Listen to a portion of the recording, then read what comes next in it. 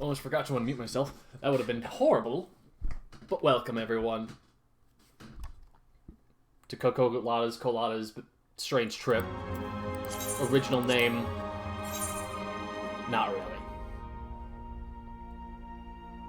Last time, we shot Ifrit, pelted him with arrows a lot, and did the final starter class archer job quests. And we could not find the class upgrade because I looked it up. We're not far enough in the story yet. Isn't that crazy? Oh well, it doesn't matter. Now what's going on here?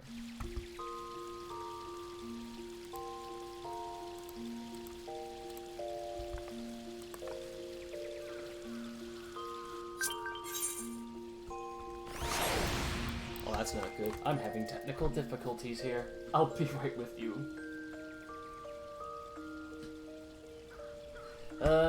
Twitch. Twitch has been giving me a lot of issues.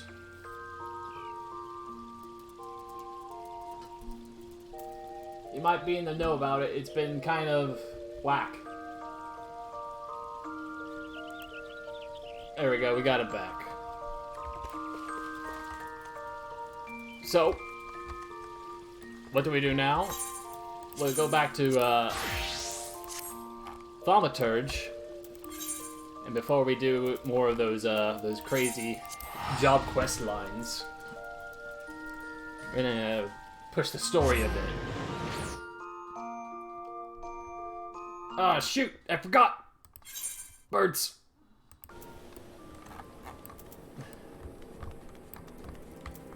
Yes, there's so many birds this time. Speaking of birds, chocobos.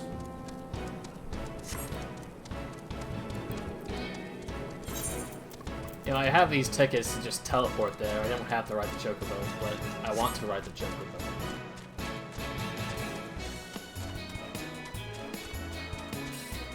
And it gives me time to think about how I'm gonna plan my my progression in this.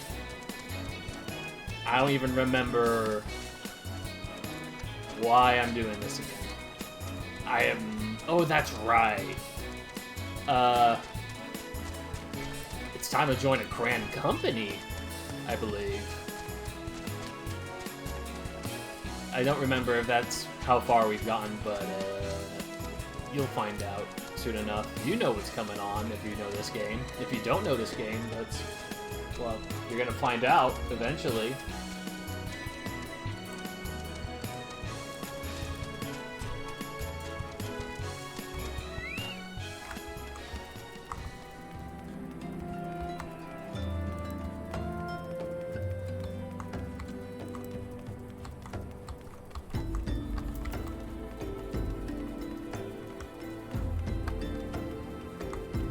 Let's see. Ah, Kataru. I'm sorry about all the attention you're getting, Cocolata. I might have sung your praises a little too loudly, and often. To a few too many people. Next time I'll be sure to hold my tongue, literally if necessary. Ew. Anyway, I expect you know what... I know to where and when the resemblance services are taking place. If all goes to plan, Gridania's Grand Company, the Order of the Twin Adder, will hold the first of the three services. The Elder Seatseer, Kane Senna, will deliver her address to Mikado's Amphitheater. I think I said that right. I should probably mention at this point that due to the original organizational challenges involved in assembling all the involved parties, it is possible that the order of the service might change. Still, there's not much we can do about that, so make Gridania your first port of call. Next, you'll need to go to Uldal, where Flame General Ralban al-Din will be addressing the masses at the Royal Promenade. Oh, and it's rumored there's be a special guest. How exciting. Last but not least, you must make your way to the stair room in Limsa Lominsa, where Maelstrom Chief Admiral Merwib... Oh, God. I gotta say. Flohisvin will be giving her address. The room is accessible via the Admiral's lift. Identify yourself to the sentry, Xanthael, and he will admit you. Got all that? Well, off you go then. I hope you find the reserving services suitably educational. I suggest visiting the city-states in my prescribed order, though with the record of your impeccable timing and luck, the schedule may well change in favor of your preferable travel plans. Farewell! Ugh. Yes, we were approached by people to join their grand company, and now we have to go and study how their grand companies, well, work, so to speak. You know, we do have a choice to where we go. Before we do all those, because there's a lot of cutscenes, we're gonna start this stream with some action, not with some sitting around watching cutscenes.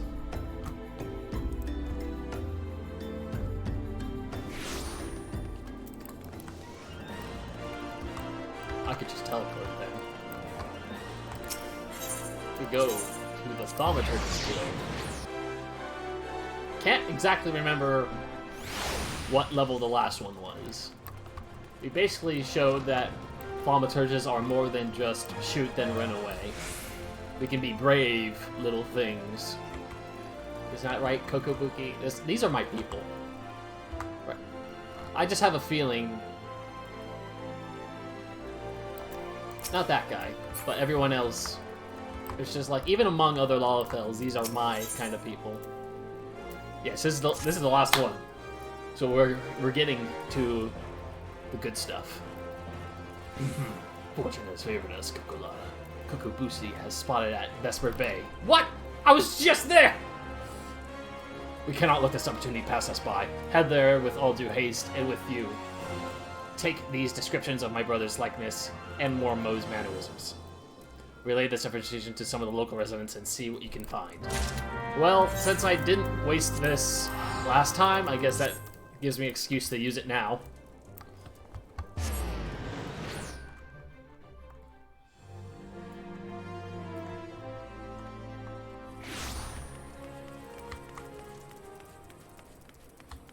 Let's see.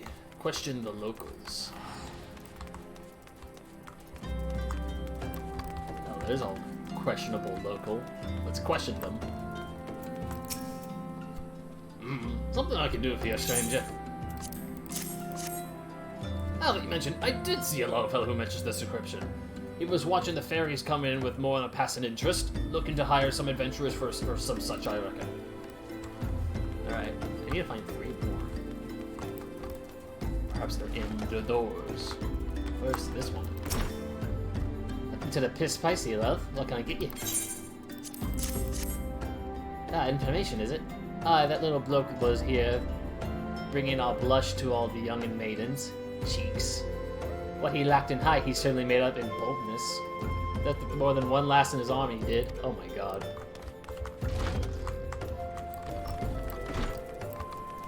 When demons possessing tiny people getting the ladies. Oh my god. Anyone in here in question? No. No, I cannot. It is a compact, tiny area. Oh, hello. What's that, miss? You say you're looking for something? I believe I saw you fall in the company of a couple of adventurers hailing from Minsa. I'm a marauder and a thaumaturge. We'll have to hazard a guess. I think they're talking about seeing the area north of here.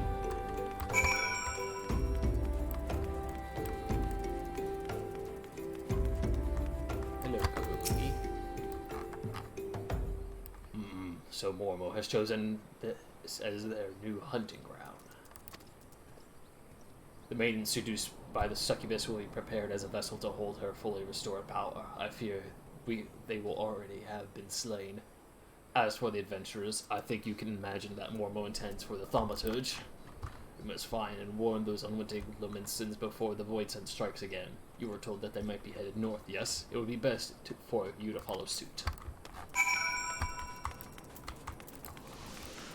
Let's go!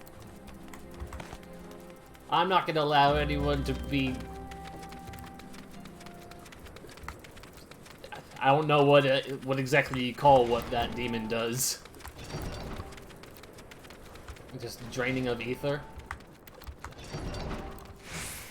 I don't know. These things are cursed things. They are terrible, horrible creatures. And those things are goblins. Walking crystals. Oh look, a maimed marauder. Hello. Ugh, still here. It's still here. Somewhere close. A missing one. Fire. Fire. Here's another fire. I got more for it. I got more where that comes from. Alright. I took its wing. I just ripped it off its corpse. You alright?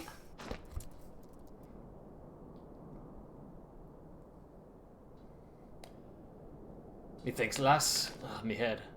That little bastard said he would give us the grand tour of Ul'dah. It's been grand, alright. Please.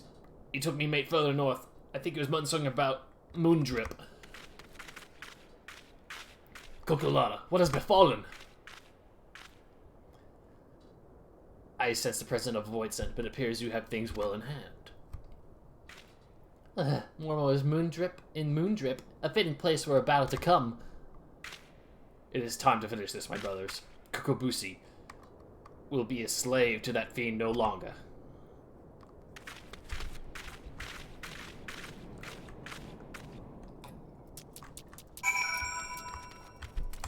We must go. We must go save the day. To save Kokobusi, who's become my brother. Arbitrarily, right now.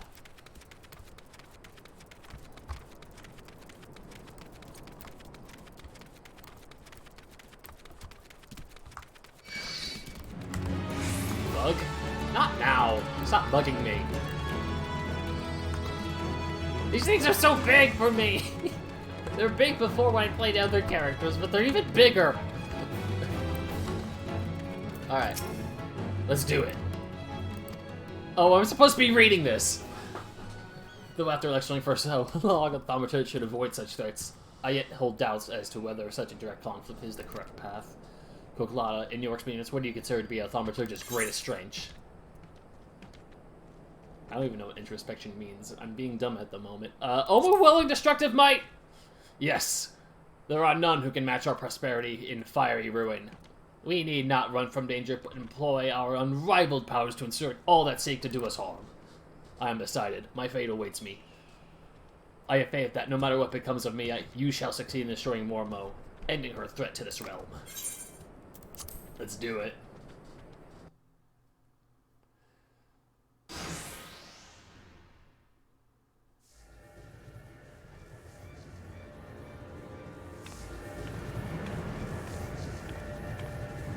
Enough, Mormo.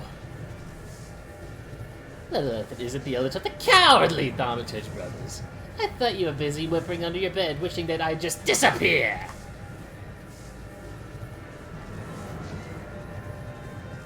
I've come to offer you a deal. I know you seek the etheric energy needed to sustain your true form, but how much time do you intend to waste beating on these lesser mages? Compared to these striped sorcerers and their trembling arcane flames, my power is a blazing sun. Would you not prefer to take that, what I can give you? Drain my strength and assume your rightful appearance. I am sure you think me a coward, but that is of no consequence. I wish Kokobusi returned to us unharmed. You are wise to us, quite that's my acquiesce. I think that's the way to say it. Run away! This place sucks.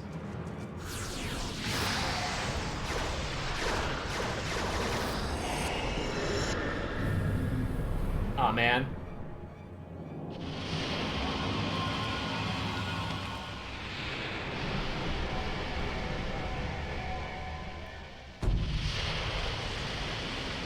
Oh, it's just like a lady from Hawk Manor.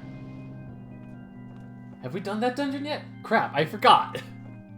At last, at long last, my true body, my true power is mine once more. I believe a stretching of the old arcane muscles is in order.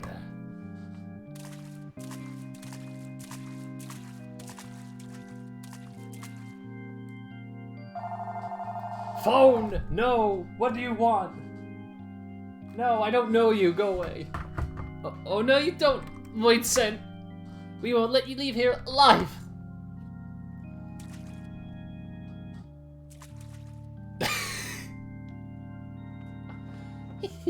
So you risk your lives in a valiant rescue attempt? You should not bet what you are not prepared to lose. I shall tear the ether from your very marrow.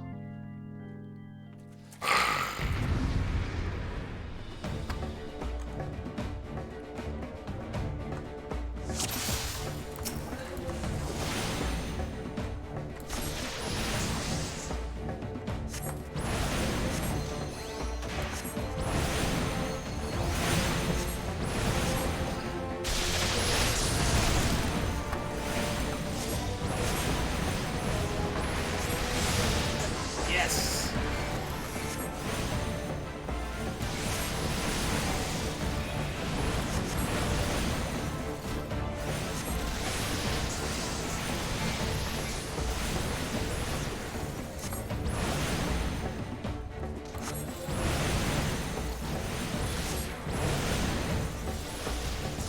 I need more explosive power. Oh, I'm being focused.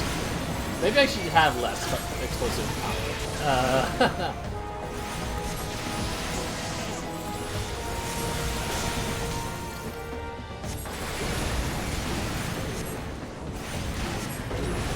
Run away! You're supposed to run from that, guys. You've been all silenced.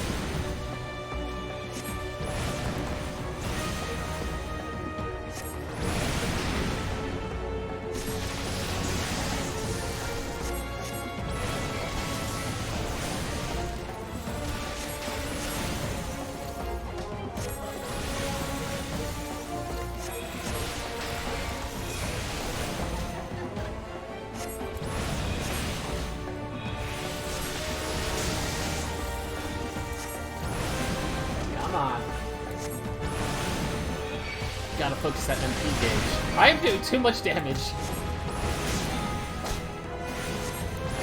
And I'm all out of mana. Whoops!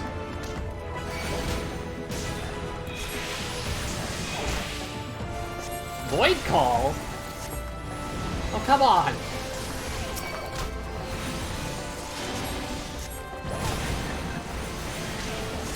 She doesn't do a whole lot of, attack damage. Just like a thaumaturge. Here, have this for the road. Ah! Oh great, they've all been silenced and are completely useless.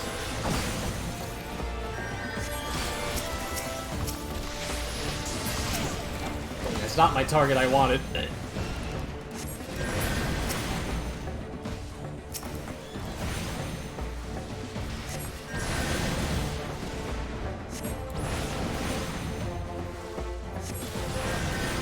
Oh yeah, I have AoEs. I could have used those.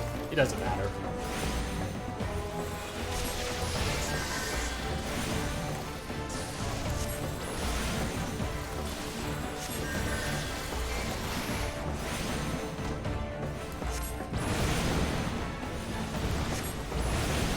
It's almost there. Mormo's almost been defeated. I'm not getting lucky with the Thundercloud procs to do extra lightning damage, but oh well. Random challenges be like that.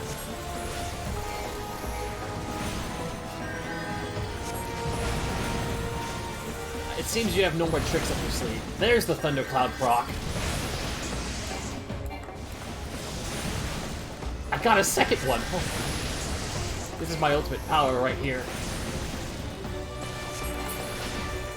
No! For centuries I dreamed of escaped. I would not be denied. Goodbye. Take a swig of coffee for that. We won? We won! Victory is ours! Kokobuki Mormo is dead!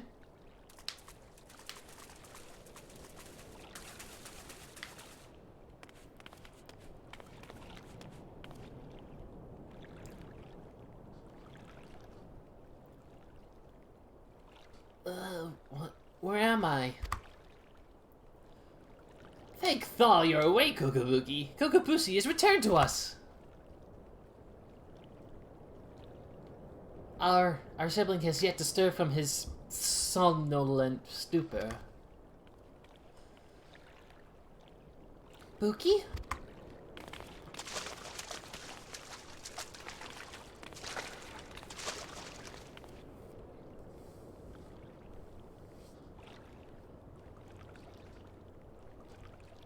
His etheric channels have been contracted. They're basically sufficient to sustain his flow of his life force. If we do not increase his capacity of ether soon, his vitality will drain away completely.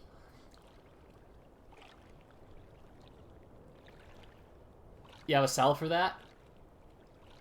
My mana amplifying potion. Its potency is limited, but it might just be enough.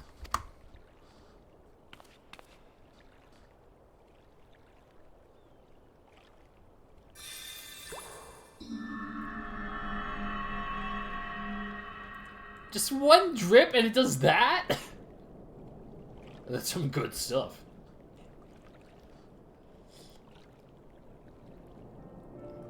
I see the battle has ended, as I expected. You did it, Kokobusi. Your alchemy saved him.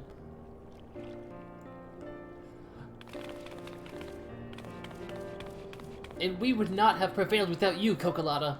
We will bear our brother back into the ossuary. Pray meet us there, and that we might properly express our gratitude.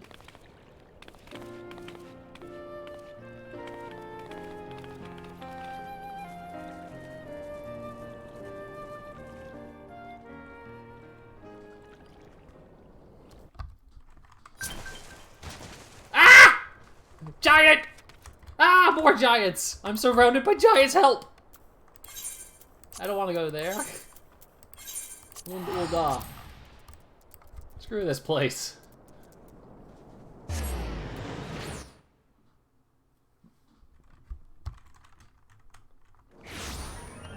Alright.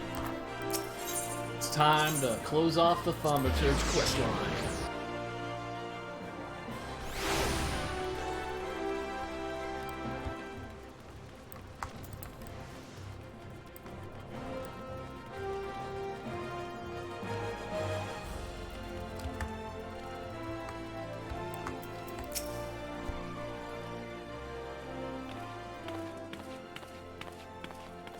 Gang's all here. Thank you, Cocolata. After seeking refuge in the comforting shadows of the abyss for so long, I had lost sight of the blazing glory of which thaumaturgy is capable.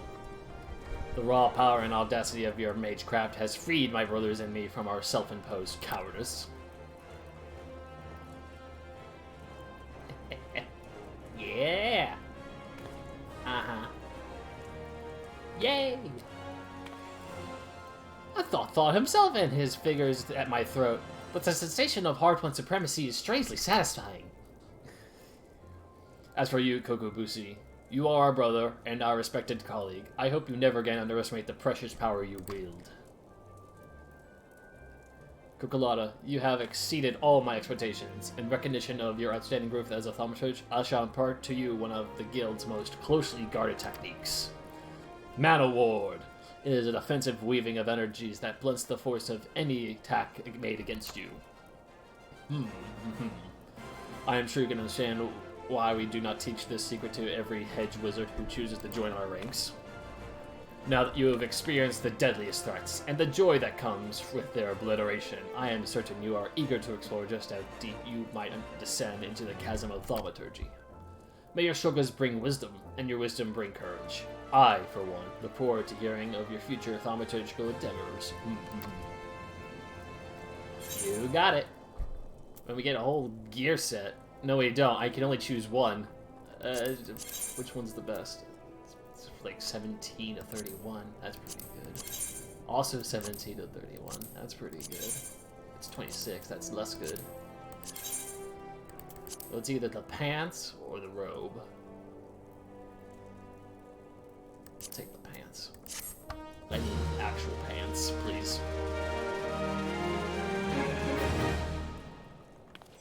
Yes! Very good skill.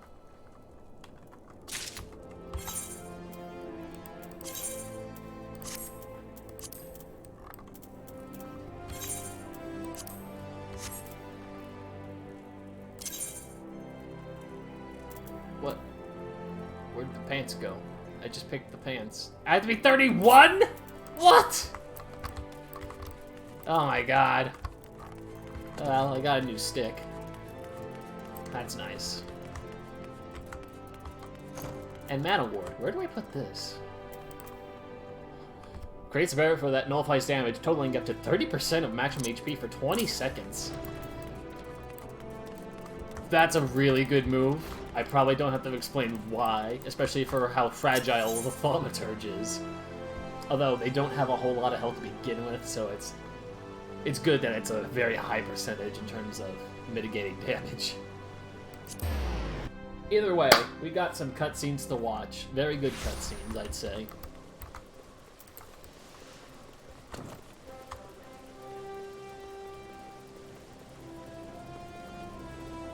There's our destination.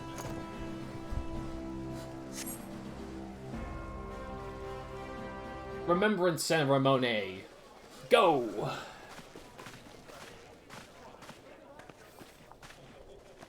Behold! 'Tis the Sultana Nanimal herself! And Roban as well!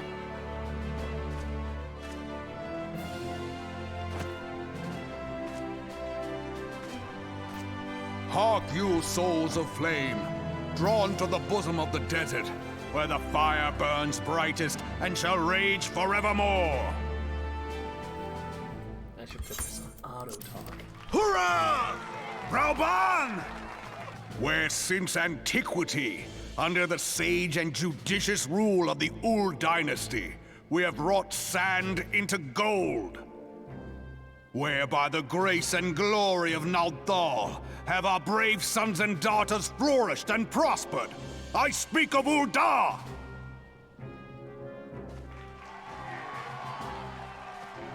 There, at the Flame General's back flies the Grand Company's standard. Note the sigil. The golden scales of order balance the jewel of prosperity with the flame of might. Great and many are the gifts our nation has given the realm. In Eorzea's darkest hour, on the killing fields of Cartano, none spent more in blood and gold than we. Thus was the 7th Imperial Legion laid low. So that's how it happened. How soon history forgets.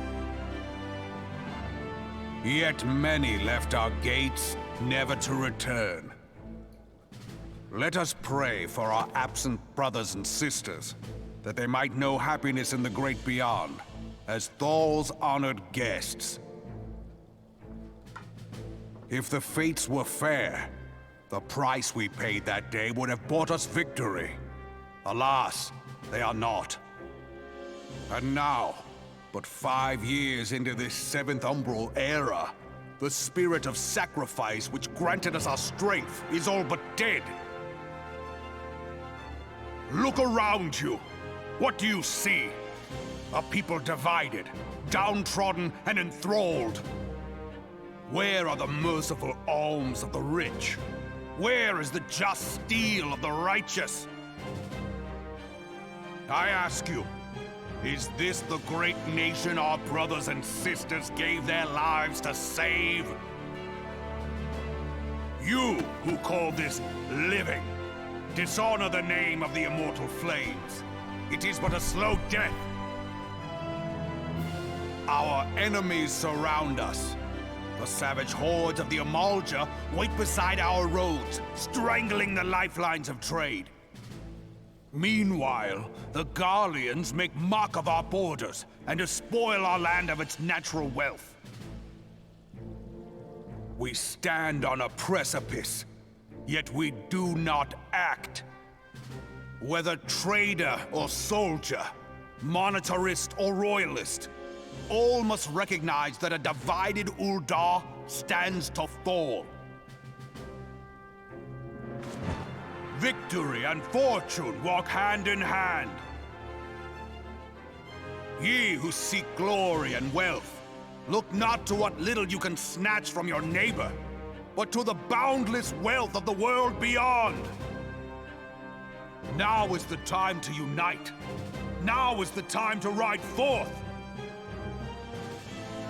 In the name of the Sultana, I beseech you! Line not your own coffers, but those of the immortal flames. Seek not to prosper from Ul'dah, but to restore her to prosperity. As the realm prospers, so shall Ul'dah. As Ul'dah prospers, so shall her people. Ya for Ul'dah! Together we are one. These background voicing. Your grace. Raoban? That's Nanamo.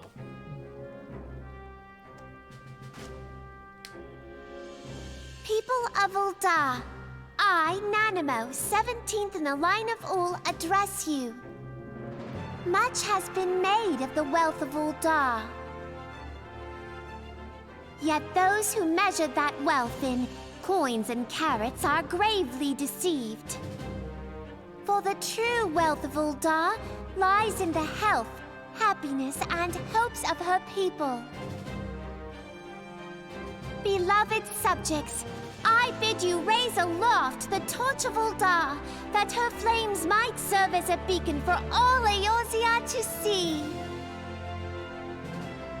Long live Nanamo! Glory to the Sultana! For victory and fortune, stride fearless into the inferno, for we are, by fire, reborn!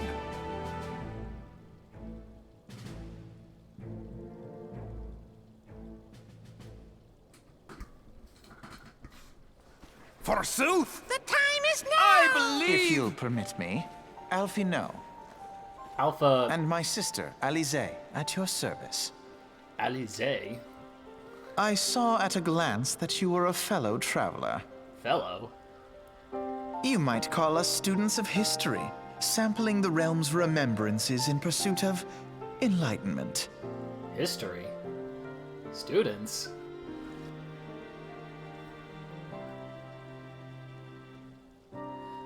The Ul'dahs have a long history of conflict with the Almalja, the beast tribe that worship the primal Ifrit. Judging by the look of your distaste, I take it you have encountered them. The Uldans do not shy from confrontations. If aught threatens their precious prosperity, they will seek to crush it. So have they dealt Ifrit thus far, smothering his flames each time he is stoked to life. Yet he is but one of several problems that they have been quite these past 5 years. Quiet. The Guardians have not gone away. Meanwhile, refugees continue to arrive in droves, and Ul'dah has no clear policy on how to deal with them. After all, not even the Sultanate's coffers are bottomless, and even assuming they had the coin, resources will ever be finite. Which brings me back to the subject of Ifrit. It has been observed that the Almalja are summoning him with ever-increasing efficiency. Every time they do so, the Uldans send their forces to smite the primal, and though they are invariably succeed, each victory is brought with blood. It is a war of attrition which they cannot well sustain. Small wonder, then, that the Immortal Frames are eager to recruit more members. At such a desperate hour, an adventurer of your expertise would be a most welcome addition in their ranks.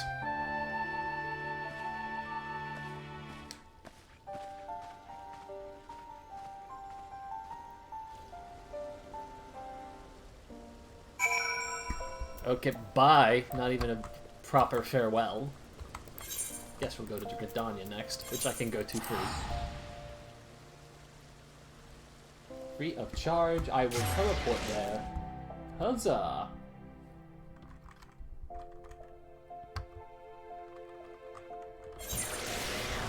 The Immortal Flames. They are quite popular, I'll have to say that. Unlike the Twin Adder, which we are about to see the remembrance ceremony of next.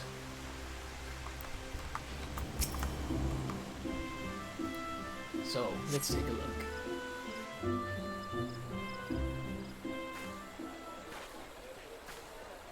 I lost my son to the calamity. Alpha, is that you? The 3 Seed Seers are all together. Some say you couldn't take a step without stumbling over a body. God, you hear these voices before in other characters.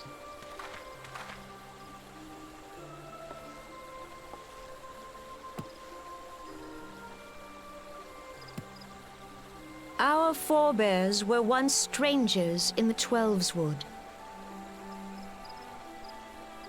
This cutscene does not look all that great in the dark. Fearful of the green wrath, they hid themselves in the dark recesses of the earth.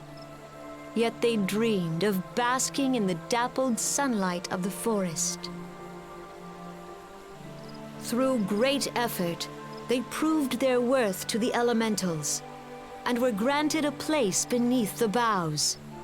So it was that Gridania was born, some 5 centuries ago. Working hand in hand, the Hyur and the Elysian settlers sowed the seeds of our civilization, and soon they were joined by folk of all races. So nourished by the waters of unity, and blessed by the light of the matron, Gridania flourished into the great nation it is today. Do you see the Gridanian standard? There, hanging behind the Elder Seedseer. The entwined serpents represent the unity between Hyur and Elysian. An elegant symbol, do you not agree? In accordance with the will of the elementals, we have embraced a life of peace. Alas, our neighbors have not always sought the same for themselves, nor for us.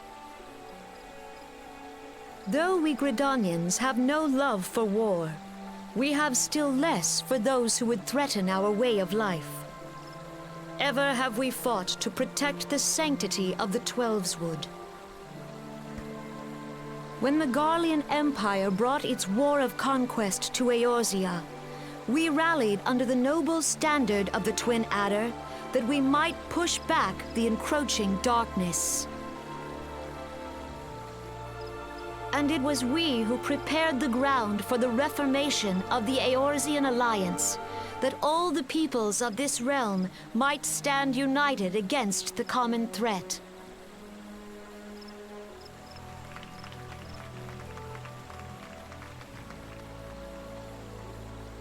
"5 years ago, the Alliance met the armies of the Empire upon the fields of Cartano. It would prove the bloodiest battle in recent memory. Countless Gridanian lives were lost. As Supreme Commander of the Order of the Twin Adder, ever shall I bear the weight of our people's sacrifice. Alas, their loss was not the only tragedy to befall us that day, for soon came the calamity.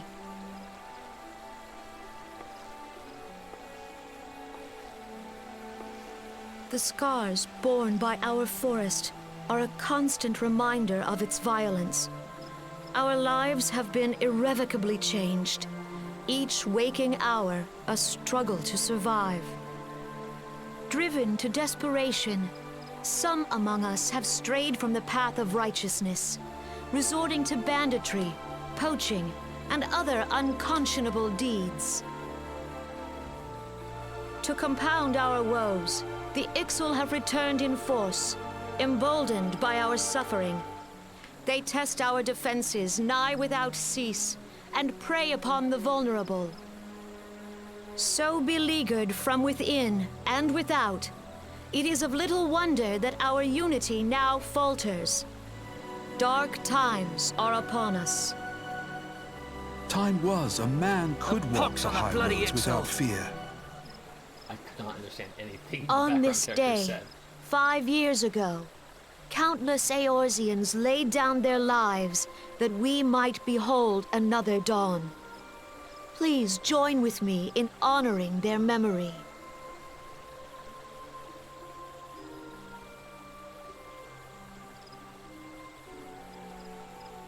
And how do you propose to honor the memory of those you cannot remember, pray tell?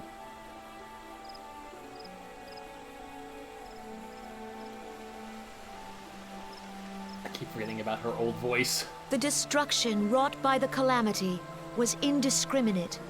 It dealt death to Eorzean and Garlean alike.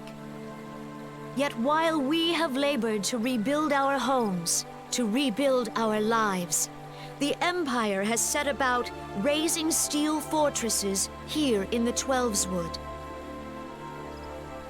Let none be mistaken.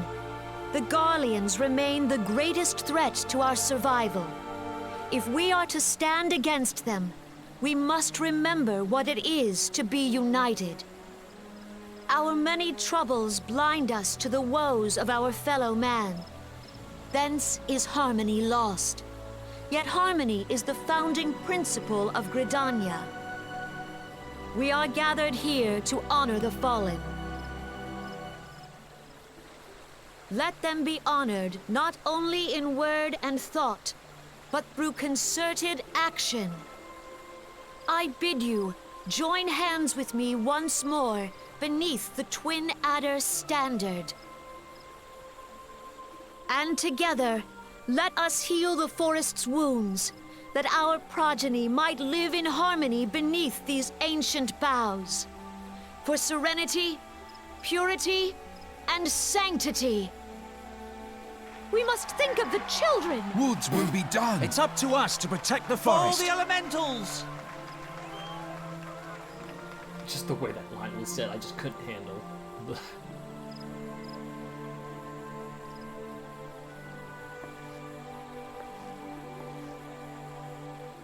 It's not a bad speech, but compared to the other ones, it falls short, I think.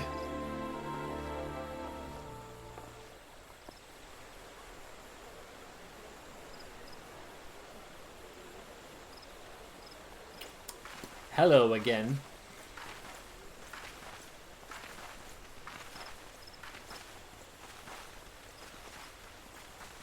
Fancy meeting you again. Is it so fancy?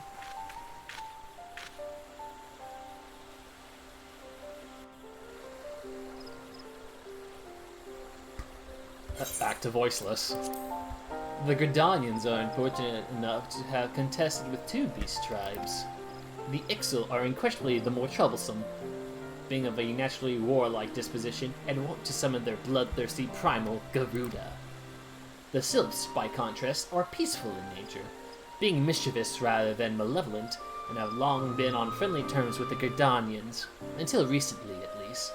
Alas, they have grown aloof, a change observed at roughly the time they summoned the primal Ramu. The Gridanians have no love for war, and they consider open conflict a last resort. Though they clash with the Ixal more regularly, you may be assured that they do so in self-defense. As for the Sylphs, they are as yet bound by a peace treaty, though one wonders how long it would be before it is broken. The Twelveswood was grievously wounded during the calamity, leaving Gridania vulnerable to attack. The people are hopeful that restoring the wood, and thereby the power of the elementals, will put an end to their woes. Yet, how long will that take? Centuries, I'd wager. Meanwhile, the Ixal will continue their incursions, spurred on by Garuda and her insatiable appetite for destruction. Whether the Gridanians like it or not, sooner or later it will come to all-out war, and when it does, the Order of the Twin Adder will need all the help it can muster. How valuable might the aid of a capable adventurer prove to them, then? Well, perhaps we will find out, if the Elder CCA's words fell on fertile ground.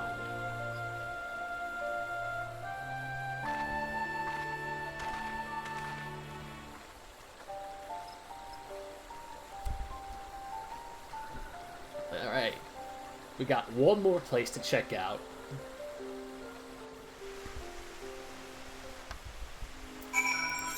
In the pirate country of Maelstrom. I mean, Maelstrom is the Grand Company. We're going to Limsaloman, so... I'm just a tool. Like a funny person. But, you know... Funny that I'm trying to be funny, but I'm not.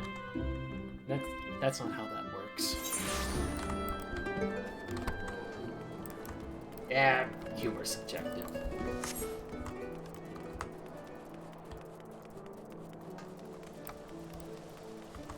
Last one, and then we can finally move on.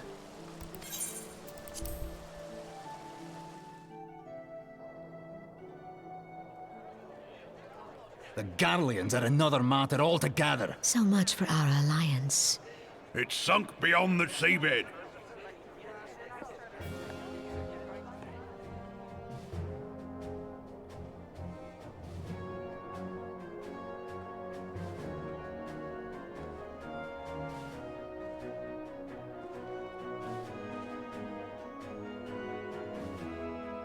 Brothers and sisters of the sea, hearken unto me. Look upon this, our mighty crimson standard, and tell me your hearts do not swell with pride.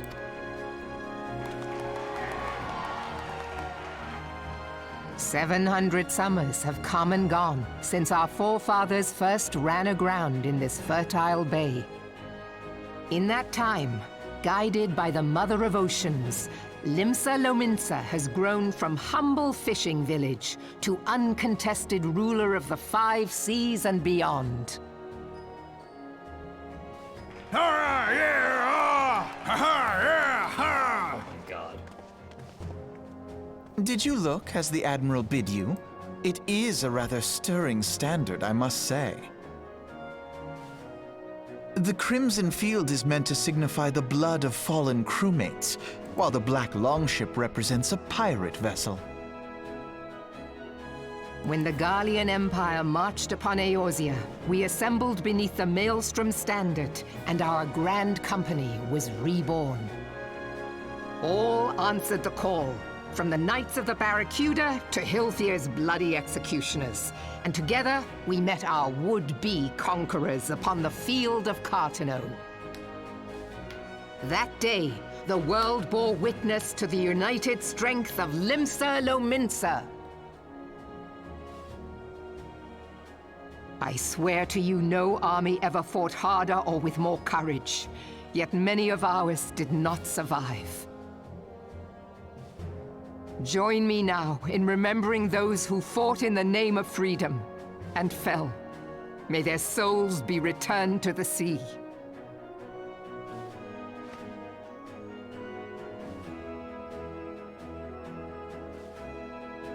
Freedom. Yes, they have always been rather fond of their freedom. Much as the beast tribes have. Small wonder. Beneath the surface, one would struggle to tell them apart. It has been 5 long years since the calamity struck. 5 long years of tireless rebuilding. Yet still the wounds of the calamity fester and weep.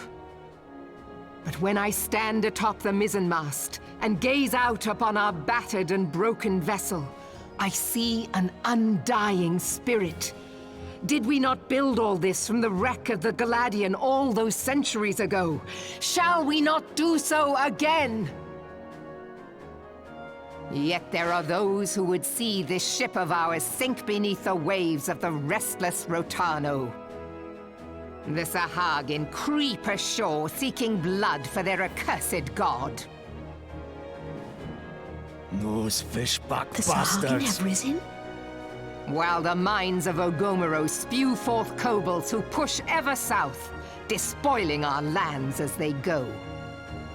These savage beast tribes will be the first waves to crash against our creaking hull.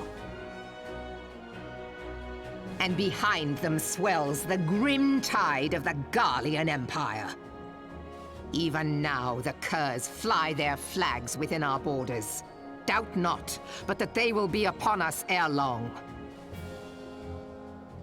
We are well nigh surrounded. Yet there are those among us who would rather turn their swords against their crewmates than our cannons against our foes. How can we hope to repel our many enemies when mutiny breeds below deck? There is but one course left to us. One bearing that will bring us victory over the beast hordes and the Empire both, and see this ship safe to port. We must mend the rift the Calamity has reopened twixt Pirate and Maelstrom, and stand fast with our adventurer brothers against the coming tempest. Mark ye well, a crew without unity is no crew at all. 'Tis but a mass of drowned men. To me, then, brothers and sisters of the sea, gather beneath the undying crimson standard, and pledge me your strength, your skill, your wisdom. And with the guidance of the navigator, this great vessel of ours shall ride the waves, till sea swallows all! Long live the Admiral! Admiral Melvin! Gather the lads! Oh, where's me cutlass? I'll follow ye to the seven hells, Admiral! Very good speech.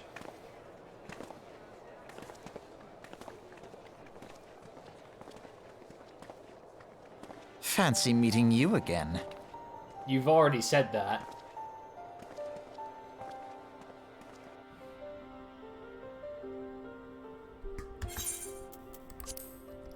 As the Admiral mentioned in her address, the settlement is plagued by two beast tribes. The first are the fish-like Sahagin, worshippers of the primal Leviathan. The second are the kobolds, who dwell beneath the earth, and take the primal Titan for their god. As if the beast tribe's presence were troublesome enough, the Garleans have also chosen to erect a fortress right in the Lumenton's backyard.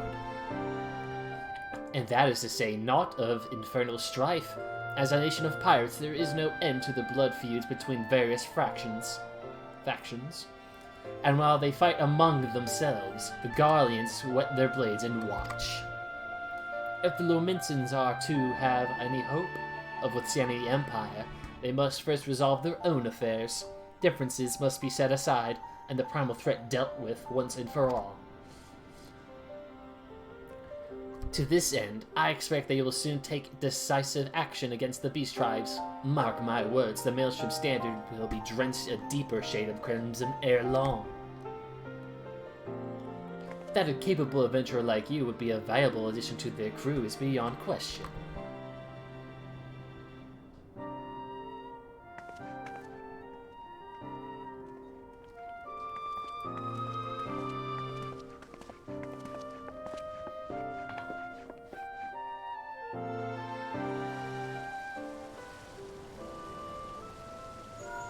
Well, that's all of that. Hello, and my Bluetooths. Cocolata, this is Minophilia. You are well, I hope? Would I be correct in thinking that the final remembrance service is now concluded? A moment ago, you say? What a coincidence. Jesting aside, I trust you remember our guests from the Grand Companies? Well, delighted though we are to have them here at the Waking Sands, it would not do to keep them in suspense any longer than necessary. In short, hurry back. It really wants me to join Limsa. It's putting the Crimson Standard right into my face. Yep, just use this.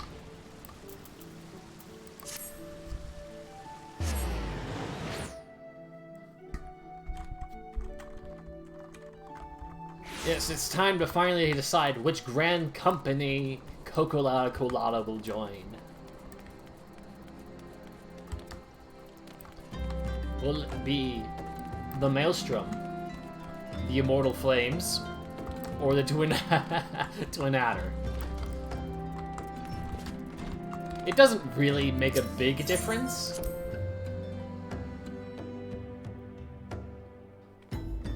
It's like, the different things you get from them are, you know, you go to a certain place to report to them for their quest lines, and they're all pretty much the same.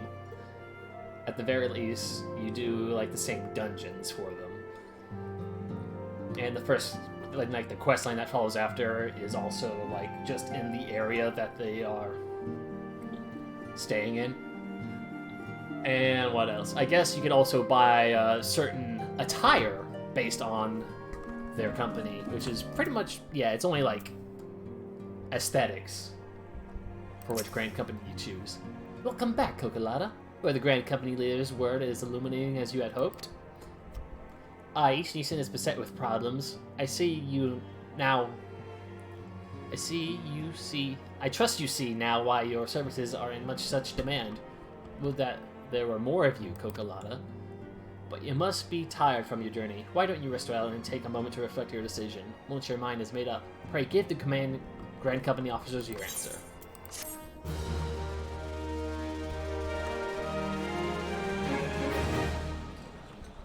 Well, before that, we got another cutscene with Alphino and Alphino's sister. The gods only know what Grand Company our adventurer friend will keep. The wheels of change are in motion regardless. Brother, are you certain this course is best? Whatever do you mean, dear sister? The so-called remembrance ceremonies were little more than standard waving rallies. As though the Calamity and Seventh Umbral Era warranted scarcely a mention. Well, of course they were standard waving rallies. Since you are so observant, mayhap you noticed what mention was made of the Warriors of Light? None. I suppose they must have forgotten the heroes who spared Eorzea a fate worse than the Calamity? No, dear Alize, they haven't forgotten these details.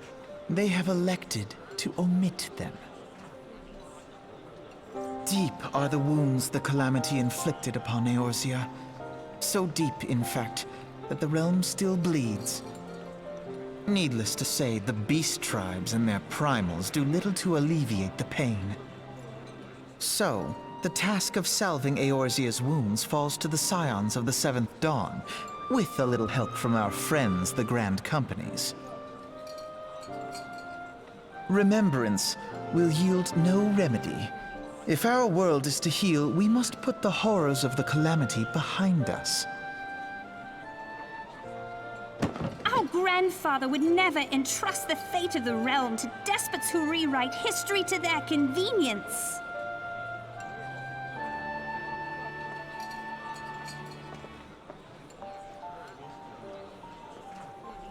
There must be another way to cure what ails this world, and I mean to find it. You are most welcome to try. Our paths may differ, but our destination is the same. In time, I dare say we will see eye to eye. I should hope so. My lady! We are to escort you! Hope does not come into it. We share the burden of this fate, dear sister, and will prevail together or not at all. The salve will serve not only to close up our present wounds, but prevent old ones from opening anew. Make sure you all take note of Alphino and Alize's worldview at this point. Just something to think about later. Yeah, I'm enjoying the Immortal Flames, by the way. Welcome back, adventure! I take it General Bond's words kindled a fire within you. Yes. Excellent. I fear that the incident with the traitor may have scoured your opinion of us. It gladdens me to see that isn't the case. Before we can count on you as one of our own, you must be formally inducted into our ranks. Excuse me. Please proceed to the Hall of Flames in Uldah's merchant strip and identify yourself to a personal officer. I will notify him of your coming. With your strength joined to ours, we shall surely prevail over our enemies, be they beastmen or Imperials. Yes.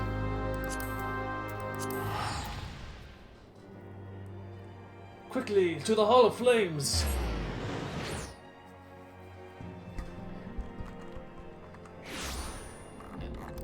And now that we've pretty much made our home here in Ul'dah, I'm gonna set this Aetheryte as the home point.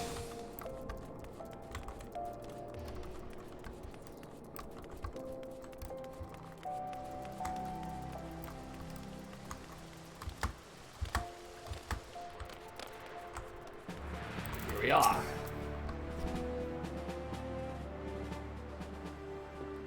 What brings you to the Hall of Frames this morning, adventurer? My name is Cocolata, and I believe you are expecting me. Ah, I thought as much. You are just as our man at the Waking Sands described. It is an honor to meet you, madam.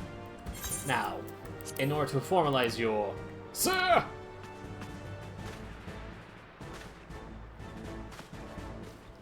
Speak, Private. Imperial, sir. They fired on a high-wind Skyways airship. Scouts say she's coming down to the west near Horizon's Edge. Bloody hells! Of all the times for this to happen. Cocolata, there's no time for formalities. The Umbrella Flames needs your help now! We're in the midst of a large-scale operation against the Amalja, and we have no one to spare in western Thanalan. You must get to that ship before the Guardians do. If there are any survivors, see that they do not come any further harm. Now go! You got it. Yeah, at this point, if you chose a different Grand Company, you would have to go somewhere else for this quest. It's the same quest, just in a different area. Where am I going? Over there. We go outside to the western.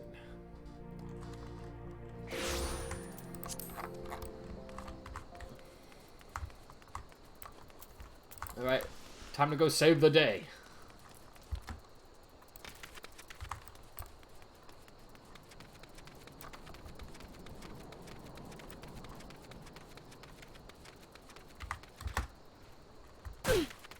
Ow. Passing by a walking cactuses.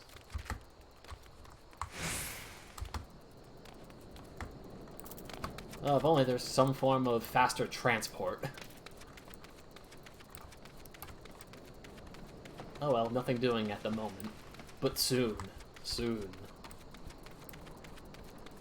Something's gonna happen.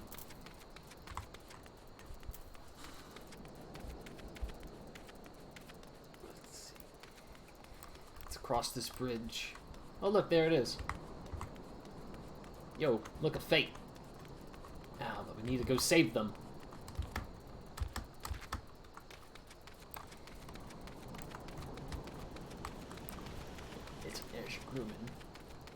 And those are Garleans!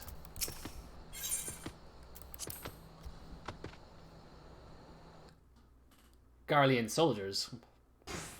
That is.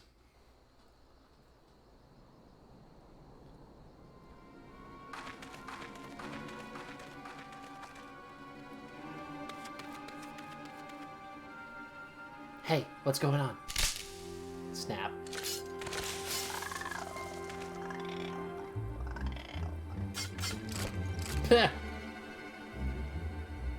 Hi. An adventure? What are you doing out here? No, wait, let's find some cover first.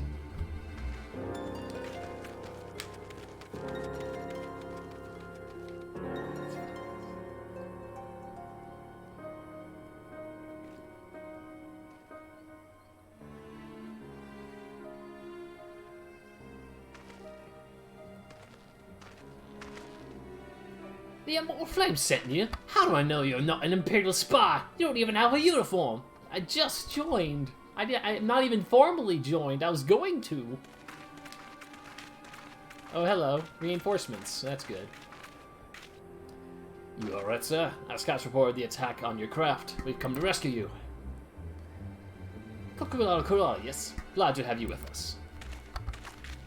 See? I'm on the good side.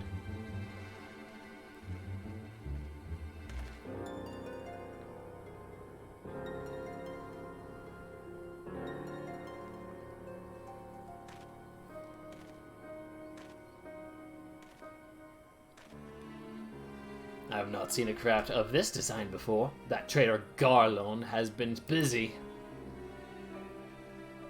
The secrets of Magitech are ours by right. They are not to be squandered upon the savages of this land. What's that, an onion? Oh, it's an onion head Lullafell. We can take this back to the fortress. Dismantle if you must, and bring the engineer. Someone must pay for Garland's crimes.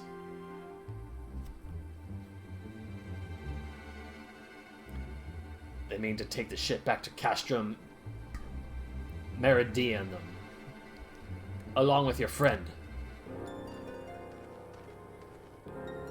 Wedge, you have to help him! That fool of a Lalafell was hiding inside the tiny Bronco. Nice looking ship. Though not the best place to have taken shelter, I agree. It's the first ship we've built since the Calamity. The first since Master Garland, well, since he went missing. After years of work, she is finally ready for her first test flight. And she was soaring, she really was, till those bastards blasted her out of the sky. We attack on my command, kill them quickly, and save the Lalafell if possible. Is that clear, Cocolata? You got it. My destructive powers are yours. Show them what becomes of those who play with fire. Charge!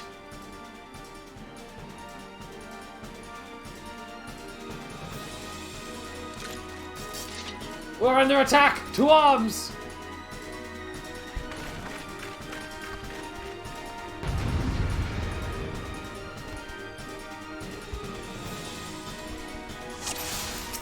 Welcome to die!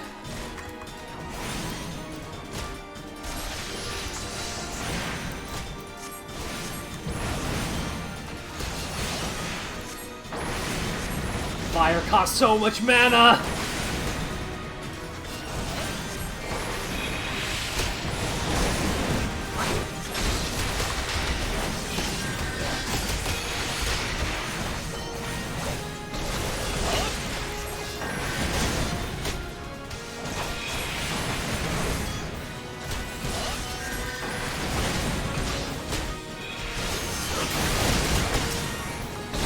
You're doing over there, not taking damage.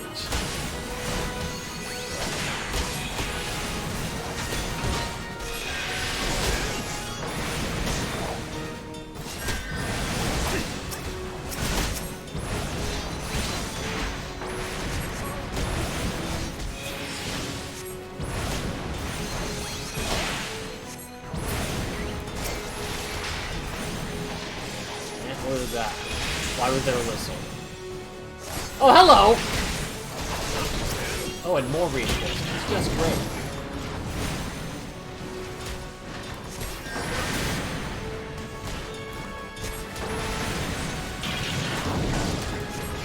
I see you back there. You think you can not take damage? This guy keeps curing them! You need to go.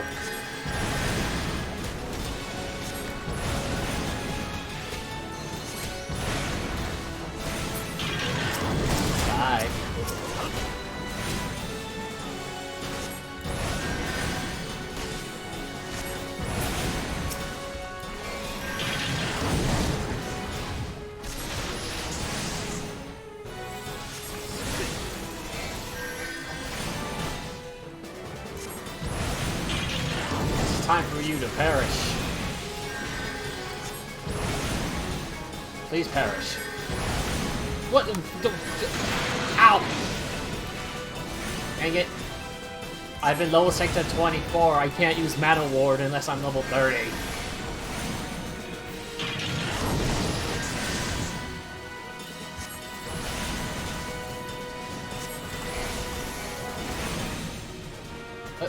Okay, it's just running away? Oh my goodness. It's taking a tactical... I don't know, it's just going to different places. Can't do that.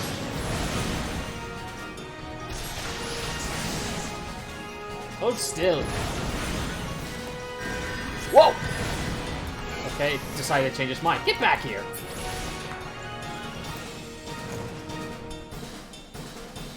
It almost shot at me. Again. Biggs!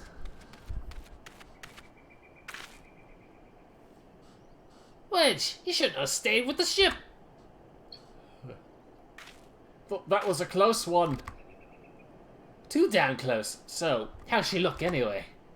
The auxiliary proposed dead loss, but I think we can wedge enough thrust from the main propeller to get us airborne.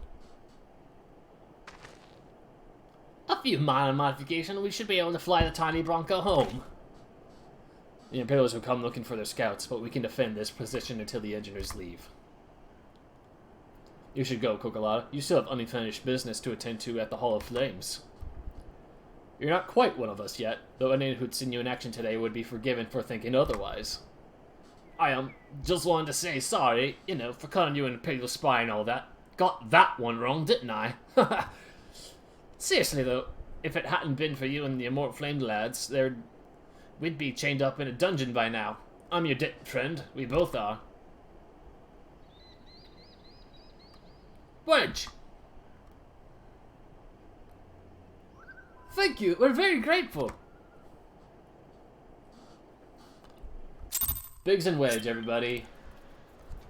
Very good characters. Love them all. Alright, now we go back. And now that we set the home point for Old Da, we can just return there for free.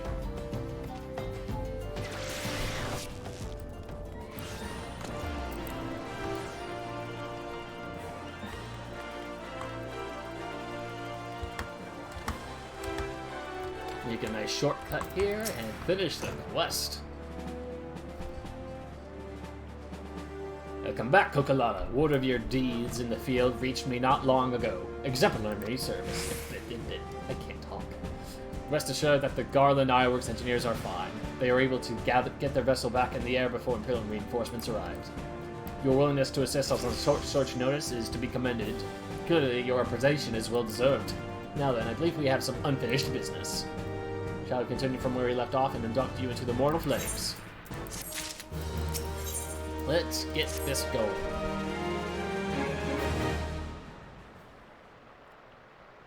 Are you ready, Cocolata? Then let us begin.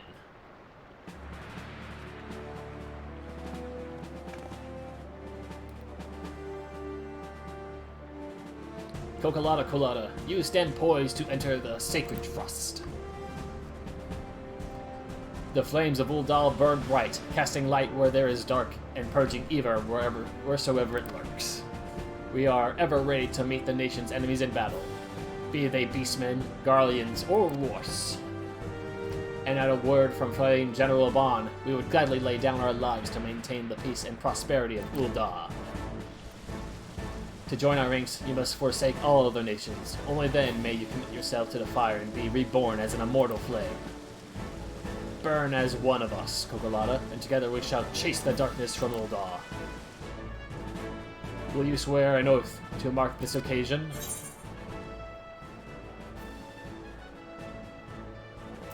I will follow the Flame General unto death.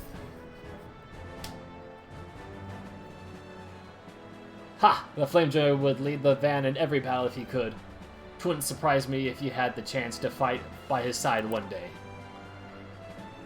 Very well, your resolve is plain, Cocolata. I hereby confer upon you the rank of Flame Private 3rd Class. Welcome to the Immortal Flames, Private. May you fight to the last for coin and country.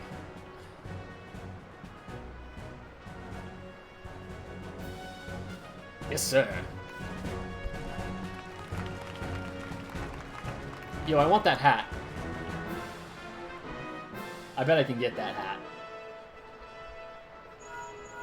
Yep, Bluetooth call. Hold on. Can you hear me, Cocolata? This is Minfilia. An officer of the Immortal Flames contacted me with the news of your enlistment. Congratulations, Private Cocolata. I can't handle whether or not it's the last name or the first name. I'm reading too fast and speaking at the same time. It's not good. I have no doubt that you're eager to make the acquaintance of your new comrades, but I would ask you that you pay a visit to your old ones first. Remember, though you are now a flame of Ul'dah, you're no less a scion. Pray, return to the weakened sands. Oh, there's one of those lines. At your earliest convenience. There are some friends here whom I would very much like you to meet. We shall be waiting. I sense your presence is required elsewhere. But before you leave, perhaps you could find a moment to speak with Commander Swift. He is not want to see new recruits go into the field unprepared. Yes, he's standing at that door over there. You can never go in that door. You'll never find out what's in that door. You may now accept the quest, My Little Chocobo, by speaking with Swift. This quest must be completed in order to proceed to the end of the main scenario for A Realm Reborn. Yeah, we're not quite done with the required Mortal Brand Company quests. I would like to click the goddamn tutorial. You are now a member of a Grand Company. Grand Companies pay their members not in guild, but in Grand Company seals. Grand Company Quartermaster is stationed at East Grand Company headquarters. And some other stuff. What is this? A pup no longer immortal claims. Ah, this level 30 quest. Definitely taking this. Everyone should take this quest. And then the quest that comes after that one. That's the most important. Cocolata, I've been keeping a close eye on you late. Your efforts on behalf of Ul'dah do us all proud. He's just saying that because I'm level 30. Yes, I understand now that the Flame General saw in you. It would not be an understatement to say that the future of the Grand Company is riding on your capable shoulders. And yet it is also clear to me that you have only begun to tap into the depths of your potential. Your flame bursts strong, but yet may grow stronger. Yes, I would see you become a blazing inferno that reduces all the opposed Ul'dah in smoldering embers. I like the way this guy talks to me. It is with such hopes that I have made arrangements for you to receive training at the Wolves' Den, a proving ground established by yours in alliance for the training of Grand Company recruits. Mayhap you are familiar with it. That look in your eye tells me you are eager to take the road. I knew I had misjudged you. The Wolves' Den is found just beyond the shores of Laminsa. The ferry at Morby Dry Docks in Lower Laminsa will grant you passage there. Upon your arrival, seek out the Storm Captain Verkoea Lewithesum. Freaking Rogadin names. Can't handle them. I have already taken the liberty of submitting a letter of recommendation on your behalf. That's PvP. Player versus player, in case you're not in the know. Fun stuff, although I only recommend one form of PvP for literally everyone. It has to be everyone. But yeah. Private Cocolata, yes? Private Colata. God. A moment of your time. If you wish to carry your duties swiftly, do you not? Well, perhaps you should get yourself a chocobo. Yes! If you're interested in Immortal Flames furnish you with one, it is not a complex process, but it does require some paperwork. First, you speak to the quartermaster to obtain a flame chocobo insuance. You'll need to exchange company seals in order to do so. Once you have received your issue, show it to Minigum by the gate of Null. He'll be the one to furnish you with a bird. Yes, we actually need to first buy something with our company seals, which we have none of.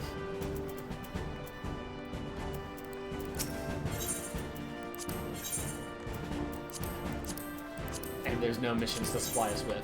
But I believe this quest does give us some company seals.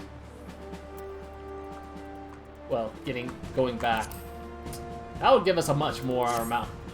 That would give us a lot more than we need for. I am unattuned with that one and that one. Oh boy, I'm gonna have to go do some walking in Limsa to get there.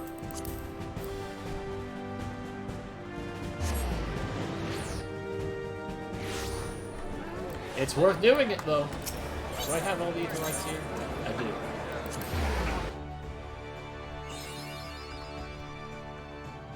This is my first time in this area. Good lord.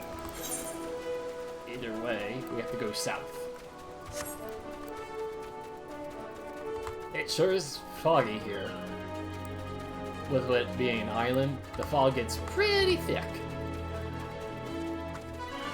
Not that it's a big deal.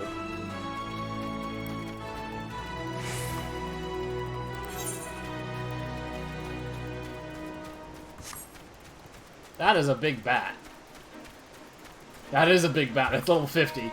Ooh. I'm going south, right? I am. Hold on. There we go. Now the compass is fixed. That's better.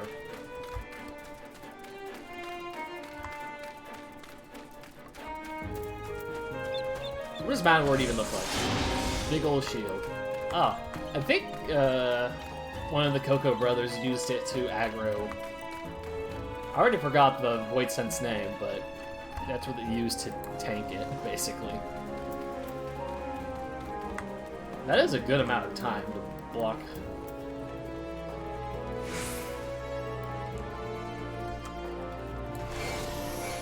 No effect.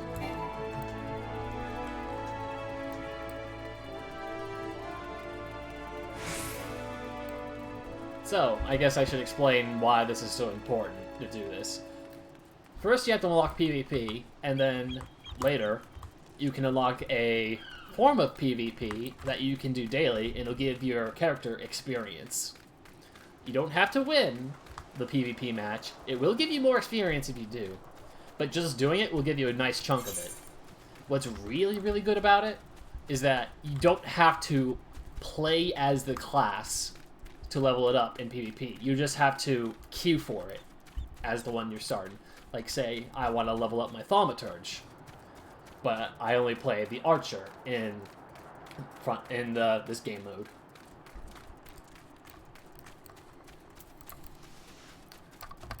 I would queue up this PvP mode for thaumaturge, and then once I get into the game, I can switch my class back to archer.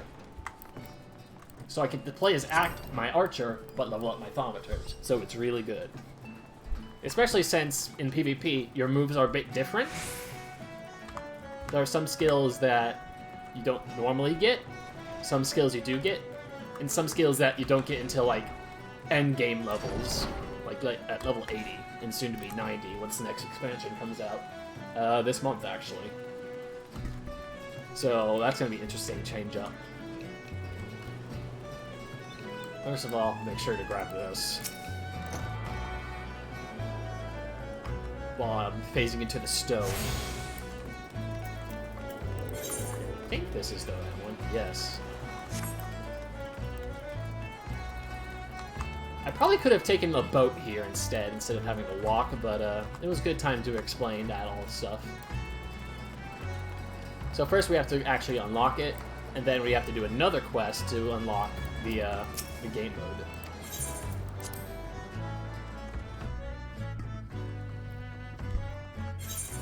The PvP area.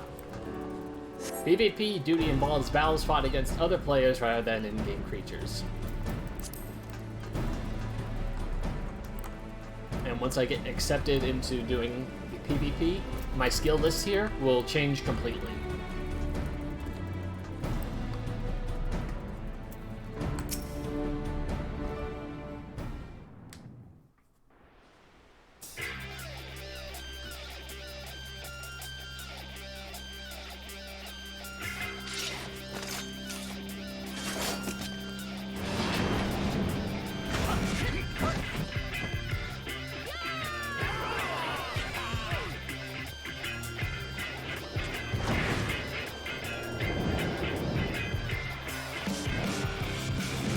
Also, very good music plays during PvP, in case you haven't noticed.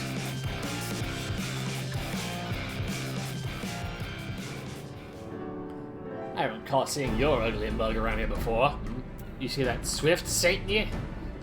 He said he was an adventurer, not some simpering sea louse. Bah, if I'd known it was your sour hide, I'd have spit on your recommendation papers and tossed them into the briny deep. But, much to my charging, you made it here in one piece. So listen up. They call this place Wolf's End, but you're no wolf. No, you're the little whimpering drool pup who'd luckily to suckle one's drop for your mum's teat before your beggared sibling dabbed you by your neck and tossed to your side to starve like the rich you are. Straight.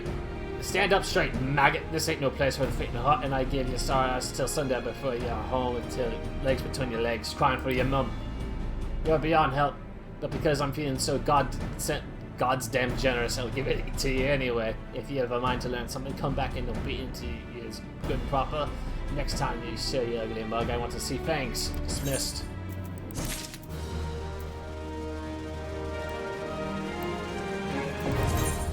I don't think I've actually ever read that guy's dialogue, I just skipped it every time. But yeah, PvP also has its own currency, just like the Grand Companies. You can buy some pretty interesting looking stuff here. One of which I'm looking very forward to getting later down the line. But that's a long ways from now. Anyways, I think we have enough to go and... Shoot! My bar's different, and I don't have teleport. Here, I'll just...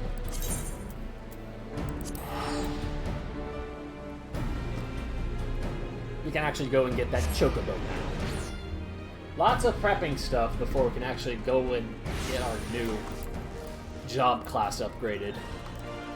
I've never leveled up this fast because I've never had so much downtime. Because I only play the story when I'm streaming. Anyway, where is that chocobo stuff?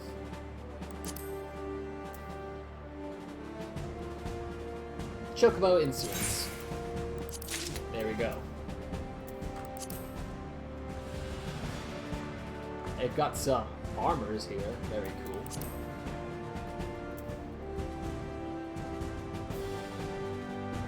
That's actually a bit weaker. This armor, though. Of course, I don't want to be sending my Grand Company seals all willy-nilly. I say words weird sometimes. Hey, can I try for a promotion? I don't have enough seals. I need 2,000. You get Grand Company seals from doing certain things like, you know, roulettes, as well as fates. Anyway, it's time to go and get that chocobo. A very long time coming, this, because running around is getting tiresome, especially with my tiny legs.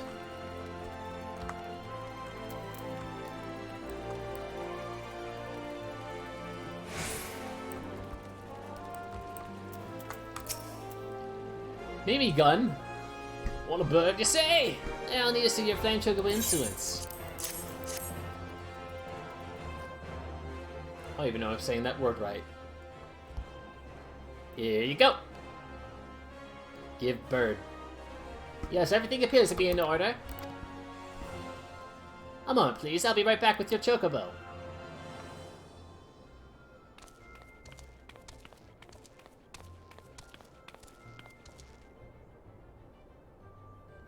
And here he is. The fellow has in high spirits past few bells.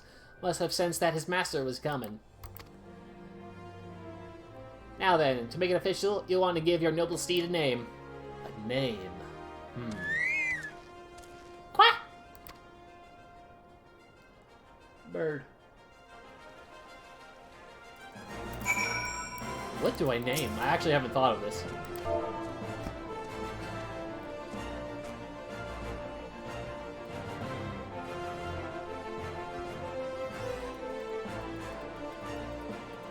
Let me think.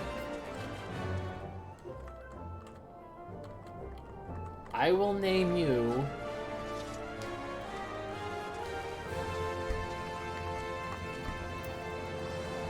Give me a second.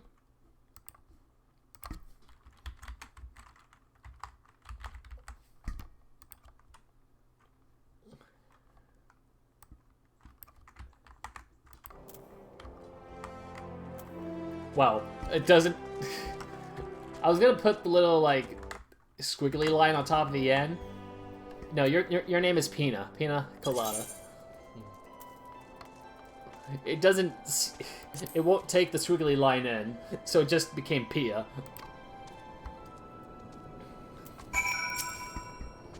I dare say he likes his name.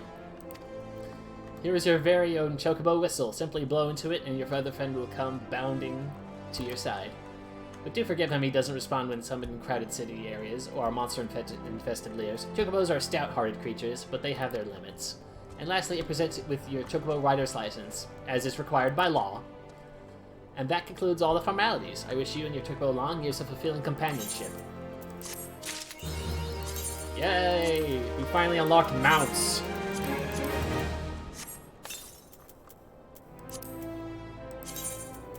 And we put this on my little hot bar. Yes. Now, once we're outside of the city, we can ride the Chocobo!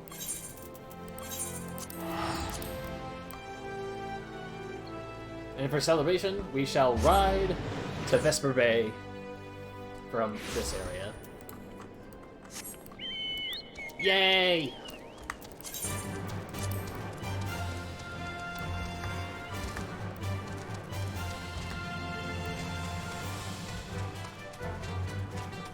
Now, unlike renting a chocobo, you can take it wherever you want. You control it freely.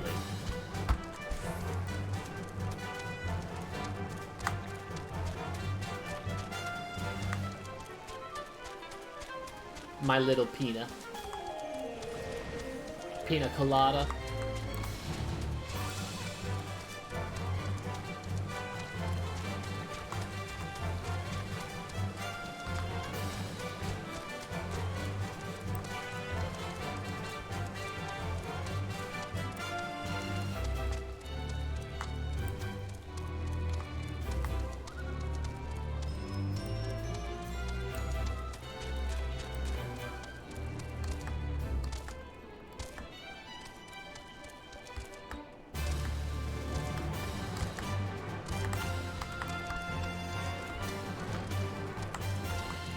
And we're back. Sorry if that was a bit quiet. I was enjoying listening to that song. Even though I hear it all the time, it's finally good to hear it while playing as Cocolata. Welcome back, Cocolata. Lady Minfilia awaits you within.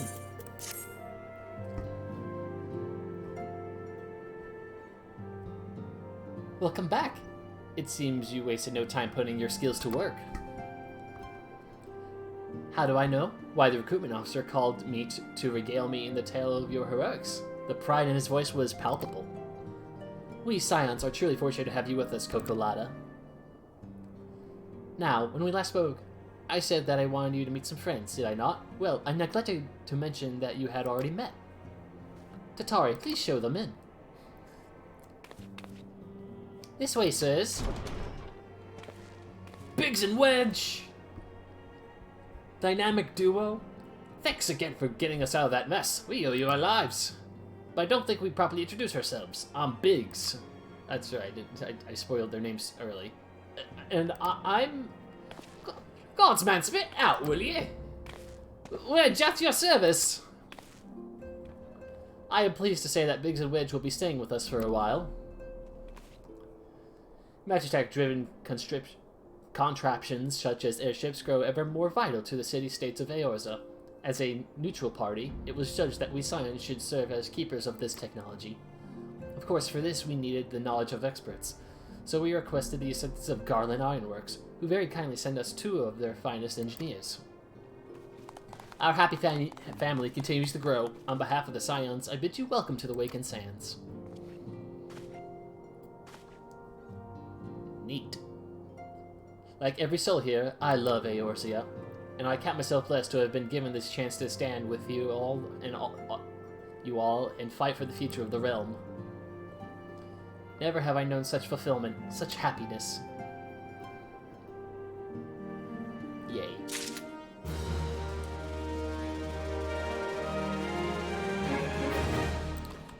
Alrighty. Self-management. Yes, we're all very big, happy family. Having set aside the formalities, we have voice for once? Again? we have a favor to ask of you. Urianger, have the documents arrived from the students of Baldessian? Aye, my lady. They arrived but recently. We have conducted a study at the behest of the Order of the Twin Adder. Papalimo, Ida, a synopsis, if you would. Our task was to survey the behavior of the Sylphs, a beast tribe indigenous to the Twelveswood. Oh, how to describe them. They look like gisselcreens, floating ones, that worship the primal Ramu. Ahem. Though technically a beast tribe, Sylphs are blessed with a comparatively personable demeanor, conducive to peaceful communication. Offering us an invaluable opportunity to learn what the beast tribes know of the primals. While Ramu's existence is well documented, the Sylphs do not, or perhaps cannot, summon the primal any longer, insofar as can be ascertained, until such time as we know. It would be unwise to assume that the threat posed by the primal has passed. Which leaves Gridania with the added worry of not knowing what they should be worrying about. That's double worrying, really. In that regard, they are hardly alone. What we can say with absolute certainty is that Gridania has its hands full fending off Garuda, who, I need hardly remind you, is among the most savage and terrible of all known primals. In short, it is essential that we approach the sylphs in as diplomatic a manner as possible. Words and actions can be misconstrued. The only sure way to communicate our intentions is the echo. Winning the sylphs' favor may well bring us a step closer to mitigating the threat of the primals. Will you help us? A very handy tool, the echo. I am grateful. Letting me know what people are actually saying. Well, as much as I'd like to help, I'm afraid I would be of little use to anyone in Gridania. A veritable babe in the woods. Ida and Papalimo, however, should be able to see the forest for the trees. Is that not so, Minfilia? Yep, I met them there. Indeed. You are willing? Leave it to me. Us, Ida, us!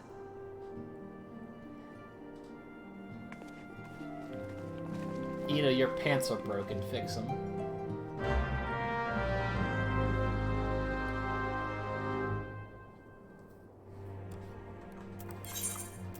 Alright.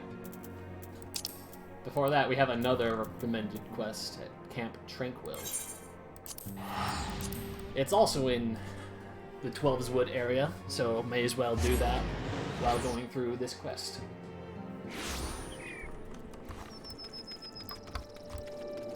Hello.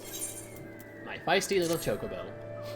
The unmistakable smell of chocobo clings to you, adventurer. Would I be correct in assuming that you have your own trusty steed? Aye, I thought so. Now tell me, is this bird battle-trained? If not, you might consider seeking the advice of Luquela over the Branch Meadows. The Ishgardian natives is something of a prodigy in the matters of concerning our fine feathered friends. He should be able to help you attain greater affinity with your bird. Yes. It's time to go to the Chocobo Ranch to teach our Chocobo how to fight alongside us. It'll be grand times.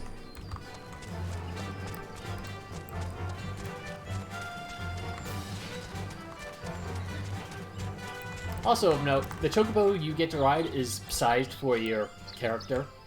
So if you play as a really big race of characters like Rogadins or Hrothgars, they're pretty ginormous. Good evening to you, Cocolata. Is there something you need? You wish to have your Chocobo trained in combat? This is no small request you make. Riding your bird is one thing, asking it to take hurts in your name is quite another. I will help train your Chocobo, but on the promise that you will never unduly expose it to danger. Do you have your word? Very well. To begin, we will need to brush a bunch of Gisselgreens. You have my leave to pick one from the field yonder. Return here when you have it. Neat. There's plenty right there. But we only need one.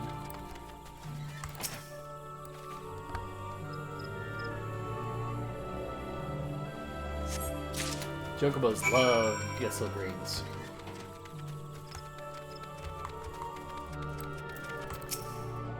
Have you acquired the greens?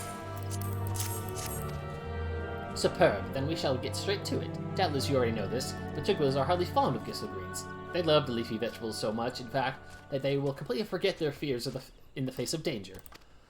Thus, by feeding your bird the greens, you can prevail upon it to fight us beside you, and then, once called, it will be up to you to direct its actions you see fit. You'll find that your Chocobo innately responds to a number of general commands. Give your bird an order, then it will act accordingly to the best of its ability. This simple yet effective methodology was developed by the Fortom family, one of the most foremost houses in Ishgard. And that concludes your lesson. Of course, it is not enough to merely hear out a practice. One must venture forth and attempt it oneself. Summon your Chocobo with a bunch of Gisselgreens, and together make your way to Sorel Haven. The brood Ziz that prowl the area ought to be a suitable challenge for you and your companion. Put down 3 of them and return here. And lastly, by way of advice, I would recommend you keep an ample supply of Gissel grains on your person at all times.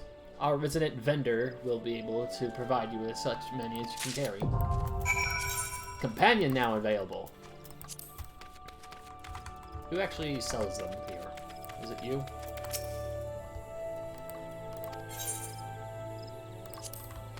No. Is it you?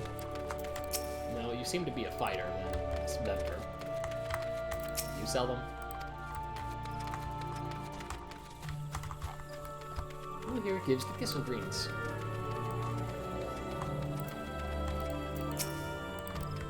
That's Race Chocobo breeder. I'm not interested in that. Another trader.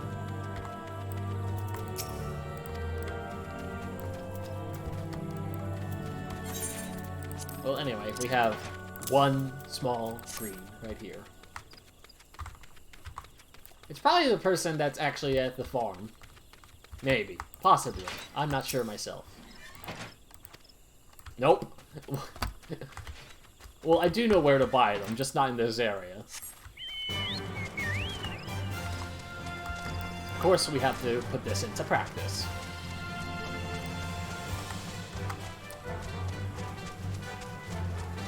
Up along the tree branch. It's a very big branch. It's almost like a road.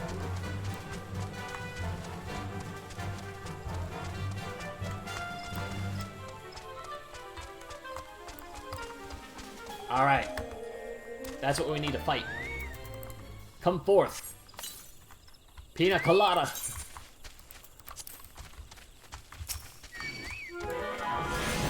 Go get him.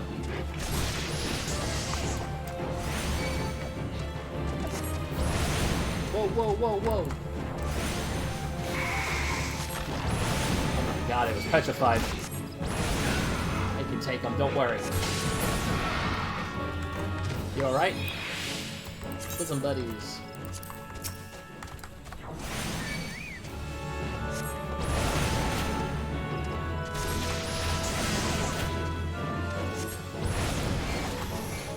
Petra breath. No, not my poor chicken. Oh, don't fly. Oh, that's not the mode I'm in.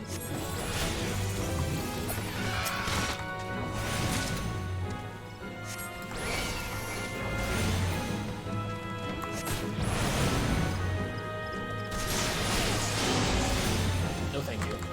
I'd rather not be petrified.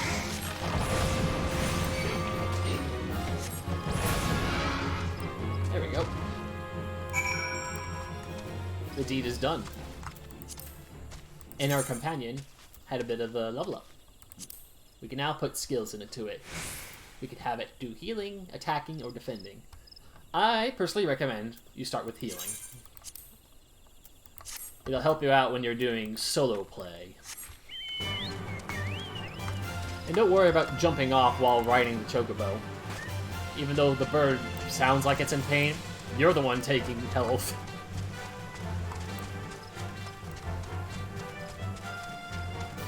Because you love your bird so much, you make sure that when you take a long fall, you take the brunt of the damage. Via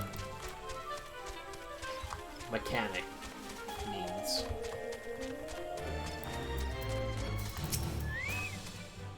So you've successfully negotiated your first few battles with your chocobo? Well done. Tell me, how did it feel? Was it not supremely reassuring fighting with your feathered companion? Your chocobo can make up for your shortcomings, or build upon your strengths. Indeed, there are countless ways the two of you might complement one another. Through some experimentation, you will come to find the approach that serves you best. Before I forget, I have one last parting gift. A saddlebag for your chocobo. Carrying Gissel greens can be about quite cumbersome after all, and there should be sufficient room for your personal belongings should you need arise. I pray it serves you well in your travels. Yep, you also get a saddlebag.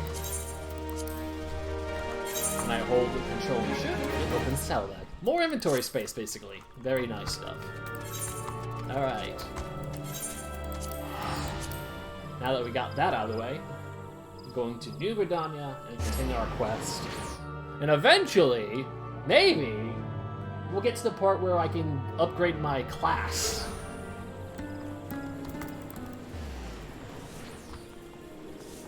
Also, here's where I buy my Gissel Greens. Yeah, right there. Yes, we could use a number of them. 1, 2, 3, 4, 5. That'll do! And one more. You pretty much want your chocobo out at all times, so stock up.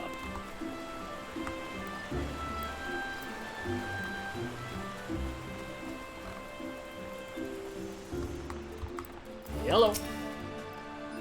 We know far too little of the sylphs to lay any worthwhile plans. You must call upon the science once more if we are to... Ah, beg pardons. 'Tis a terrible habit of mine to think aloud. But tell me, what brings you to the Adder's Nest? I'm part of the Scions. So, yeah, I'm here to help. Hail, adventurer. I bid you welcome to the Adder's Nest. Do you seek to entwine your destiny with the Twin Adder? Good evening, Commander. Sorry to disappoint you, but other business brings us here today. Ida and Papa Lima, always a pleasure to see the two of you. My men tell me your quest in the name of the Scions of Light. Quite so, Commander. A little bird told us that the Twin Adder was in need of our adventuring prowess. Ah, your little bird sings true. No doubt you've heard of what we're investigating the Sylphs, that curious beast tribe that calls the depths of the 12th world home. The Sylphs are, for the most part, a peaceful bunch, much in the delight of the elder Seatseer, who has no desire to see her people embroiled in yet another fruitless war. The Twin Adder is of the same mind, and 'tis precisely for this reason that the Sylphs' relation to the Primal Rumu has raised a flag of warning amongst our ranks. Brilliant as they may appear, beastmen will be beastmen. Should there even be a sliver of chance that the summoning of the Primal might disturb the balance between Gridania and the Sylph beast tribes, it is a possibility we cannot ignore. Better to be safe than sorry, indeed. Do we strike at Ramu, or lead the Sylphs in their own way? That is the question, yet I find myself lacking ample knowledge to arrive at an answer. Opinions abound within Gridania, but to listen only to one's own is among the greatest mistakes. Oh, I didn't realize I had this in auto-run. Dang, I was actually keeping up, for once. I would hear from the other side, the Sylphs themselves, and seek an impartial party to serve as my liaison. That is where you come in, Scions. Okie dokie. The Sylphs of Little Solace remain untempered, and have held many a productive dialogue with our people. I would hear their candid thoughts on the tempered brethren. That said, I urge you to exercise due caution. Sylphic tradition and etiquette bear little resemblance to our own. It would not do to have any cross-cultural foul paws get in the way of productive parley. En route to Little Solace, you will come upon Hawthorne Hut. Our officer stationed there can enlighten you as to how to win the Sylph's favor. May your expedition be a worthwhile one. A friendly palaver with the Sylphs? This should be a pleasant enough diversion. The Hawthorne Hut, was it? Why, I believe the very departing the west shore of Pyre should take us straight there. A fiery palaver indeed. I hope this will be as straightforward as you say, Papa Limo. Hopefully.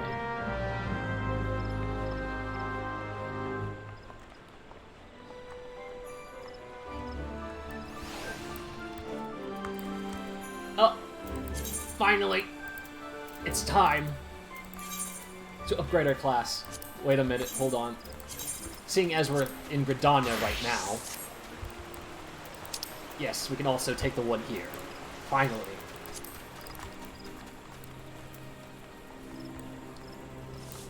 About time too.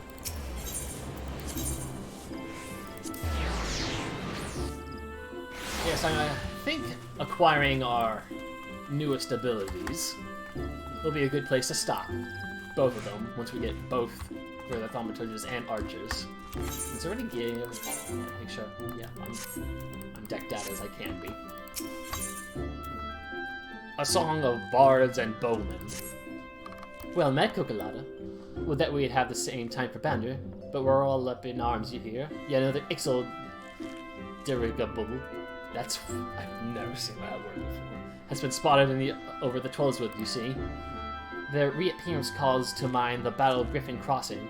While I say battle, most are agreed that massacre would be rather more apt. The Ixal dealt us a crushing defeat that day, right around this time of year. It was more than 2 decades past. A humiliating episode in our history, to be sure, but heavens forbid that we ever forget it. Failure is the finest, if not kindest, of teachers, and few things drive a woman better than its strength. But let's speak of the cheerier matters. Mayhap you've already heard, but a renowned archer has recently returned to Closwood. The one they call the God's Bow. That's just a title, of course. His birth name is Jahantel, and he was once of the God's Quiver. The man was a living legend then. Why am I having such a hard time reading? And there is no honor greater than being taken under his tutelage. But that's not all there is to him, mind you. Jahantel was also a skilled bard, one of the rare few capable of inspiring others to great feats through song. Upon learning that the God's Bow had returned, a dozen of us flocked to him in hopes of training under a legend, yours truly included. Alas, meeting haven't unfolded quite as we hoped. Jahantel has refused to teach each and every suitor that has approached him thus far. Though it should be mentioned that the topics of his reluctance to instruct us in do not include poetry and song, he seems exceedingly keen to teach us all about them. Some few of us were tempted to take him up on his offer, save that we have a nation to defend. Far be it from my intent to belittle all those bards out there, but I like my chances rather better charging into battle with a quiver than a harp. And here we were hoping that transcendent mastery of the bow might be ours. By the sparkle of your eyes, I'd wager you have an interest in that self-same poetry and song. Come now, there's no call for shyness, and there is more than life in battle. If you would present yourself as a pupil to Jahantel, I happen to know his whereabouts. I'm given to understand that he has made his camp somewhere west of the quarry mill in South Shroud. Jahantel is an agreeable sort of fellow, and should be willing enough to meet you. Truth be told, I'm still holding on to hope. If you could find a way into Jahantel's confidence, perhaps he can yet be persuaded to train us. I wish you the best of luck, friend. Yes, to the quarry mill we'll go. And to become a bard.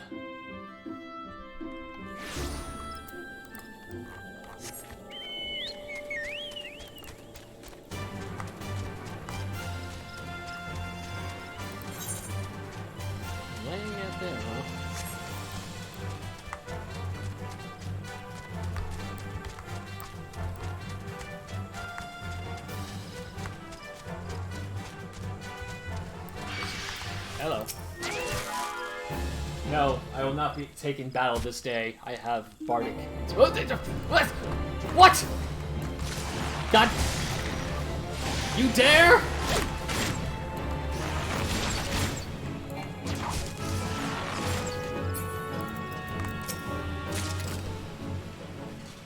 God, the cutscene started anything. It just ended. Another guest. You are kind to pay me visit, young one. Well, it gives us elderly folk more pleasure than the company of the young. Add to that steaming pot of tea and the beauty of the Twelveswood, and we could want for a little more. But the curl of your lip tells me that tea and scenery are not what you desire. You seek knowledge of archery, I take it. In which case, I'm afraid I must disappoint you. Cocolata, was it? You know my name. Yes, I am Jahantel, the one they called God's Bow. But that was in another life. I have long cast aside my bow, taken instead a harp to my breast. For years I have lived as a bard, going wherever the wind blows, exfoliating in the beauty of creation through song.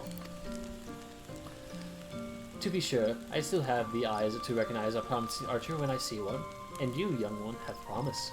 Keep your nose to the grindstone, and one day you may count yourself a virtuoso of the bow. Yet know that virtuously is worthless without virtue. I, the words of the ballad of Valagrim, vainglorious fool, tell us this much. You truly wish to remain and learn poetry and verse? Well, I must admit to being rather taken aback. In uncertain days such as these, there are few indeed who devote their time to song as opposed to more tangible endeavors. You intrigue me, young one. I find myself growing curious as to how the melodies of old might find expression through you. I do believe a certain friend of mine would be of the self-same opinion. That would be a good place as any for us to begin. Listen well, Cocolata. There is a Moogle named Puknopoki, who can often be found wandering in areas situated east of here. I would have you present yourself to him. Puknopoki is possessed of a discerning eye for talent. If he sees potential in you, I should be well satisfied that you indeed have the makings of a bard. Heed me, O pursuant, I'll think. Turn thee over the hourglass of time that we might gaze upon the battles of yore. While you don't have a bow, you still have a quiver.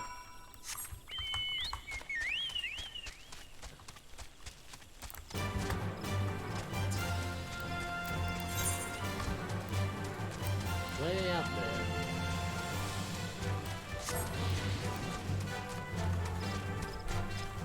This is interesting. For note, I have never myself taken the Bard quest or the Thaumaturge quest. Rather, the Black Mage quest. So this is all new territory for me.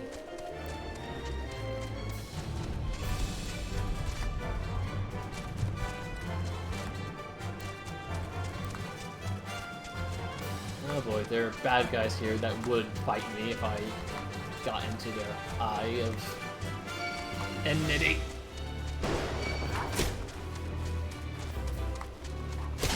Yep, I'm being shot at. Don't worry, my chicken is here to help me. Okay, they're running away. Okay, they're leaving black.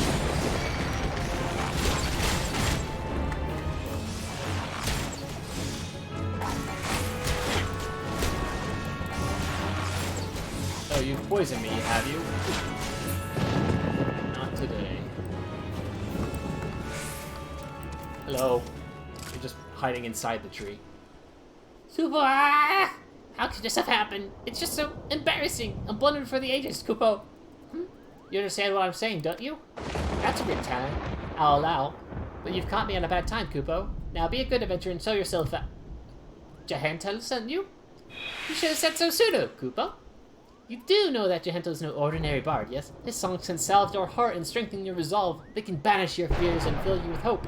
And that's not even scaling the surface. Why, to hear him perform is like bathing in sunbeams, Kupo. I've asked, begged, and pleaded more times than I care to count for Jahantel to stay and sing in the forest. Only now has he decided to set foot here again, but he is refusing to sing for us. That's a blatant breach of promise, Kupo. What's this? Why, you're being resonating with the chord center to Jahantel's. Perhaps even identical, Kupo. By the 12, this means that you may yet turn to our turn out as planned. While you might even have it in you to surpass the man. And that's saying a lot, Kupo. Egads, your coming had been so excited me, my predicament nigh escaped my mind. There's a charm that I had meant to give to Jahantel, you see. It was stolen as I napped, Kupo. I roused just in time to espy the thief and attempted to give chase. Alas, drowsiness robbed me of my balance and I was delayed by this tree. Yes. Last I saw that overbold brigand, he, or possibly she, was scurrying towards Taker's Rock, Kupo. Now, I realize we've only just met, but how would you mind recovering the charm and delivering it to Jahantel in my stead? Alright, good luck with the tree.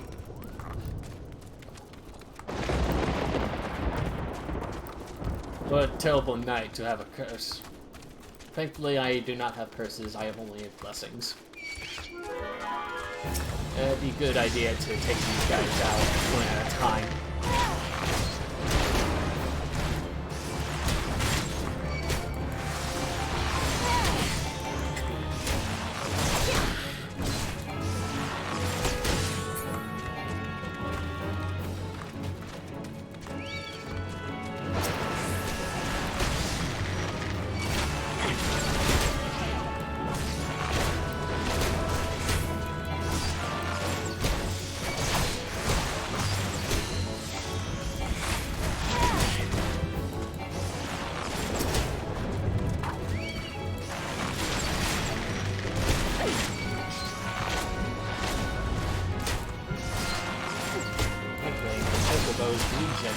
Is keeping me nice and healthy.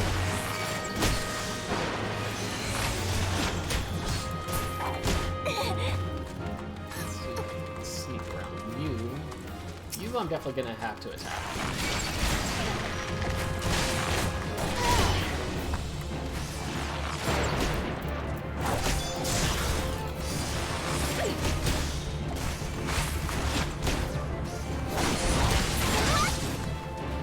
I see it. Well, I've gained their attention.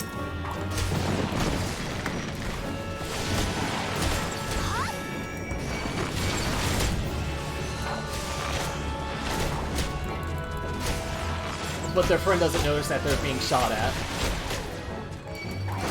That's my face. Anyway. Alright, now let's get out of here. That thing looks auspicious. It's got a green tint to it. Knowing what I know what it is, but this is the first time we've actually seen these type of things. Have you recovered the charm? You did it, Kupo! Please, you must now deliver it to Hantail. Tell him that Pukno Puki thinks him a cunning rogue, but is excited nonetheless. So excited, in fact, that he cannot help but sing, Koopa lo lo lo lo lo! Alright, let's get out of here.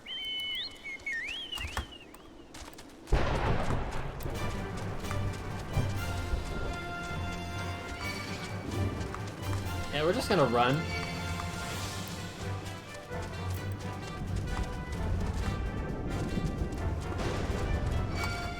Whoa. Getting all kinds of attention I don't want.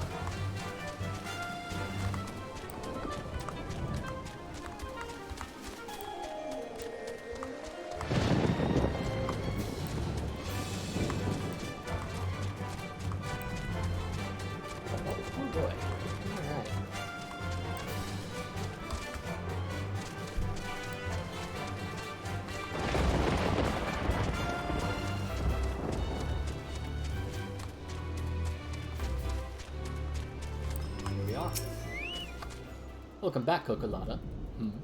You have a charm and a message for me from Pukno Poki, you say? A cunning rogue, am I? I suppose I must explain. Pukno Poki and I go back a long way. To when first I took up the harp, I made a promise to him, one that I have yet to make good on. Pukno Poki has long desired that I remain in 12 Swift to sing for the rest of my days. Regrettably, I have been ill able to oblige him. Duty called, you see. I had battlefields to stand upon and comrades to protect. Moreover, an event came to pass that rendered my being in the Twelves would probably. I thought that by taking eager souls such as you under my wing, mayhap it would suffice to appease Pukno Poki. Of course, he saw straight through my little ruse. What with Moogle lacks in grace, they apply make up for in wit. The creatures are great lovers of song. That you return with this charm is proof positive of his high regard for your potential as bard and archer both. The charm is a crystal known as the soul of a bard. Pukno Poki asks that you bring it to me. Aye, but he meant for you to have it. It is a gift from the Moogles, bestowed upon those they deem worthy of walking the path of the true bard. The souls of the bard harbors memories of the past, verses and refrains sung by old bards of old. As you gain in wordly experience, more of these memories will find twisted throughout your being, imbuing your song with powers untold. Now they may surprise to hear that the bowmen and bards are not next of kin. By the same token, mastery of song is depending upon one's prowess as an archer. The sense in this will be lost upon you at first, but in time the realization will be drawn that bow and harp are but stringed instruments played by the same hand. Makes sense. Go now, Cocolata, and let your body and soul drink deep in the melodies of old. When next we meet, I hope we see fully fledged bard stand before me, one who exceeds even Pukno Poki's wildest expectations.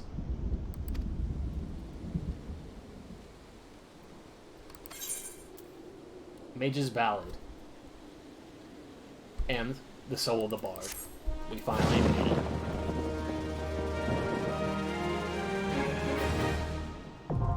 We've unlocked the bard class.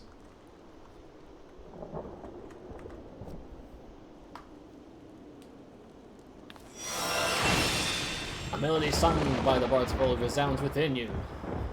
And we have our first song. And you know, a job.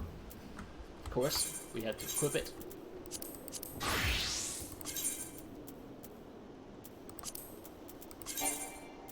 And we have the song gauge. Singing a mage's ballad will display the action's corresponding song gauge, indicating the effect's time remaining. If the repertoire effect is triggered while mage's ballad is being sung, the recast times for Bloodletter and Reign of Death, learned at level 45, are reset. And I'd rather not have that up there. I would prefer such things to be there. Let's have a song. Invalid target. It's actually an attack. Also, my hotbar has been reset to basic stuff. Oh well.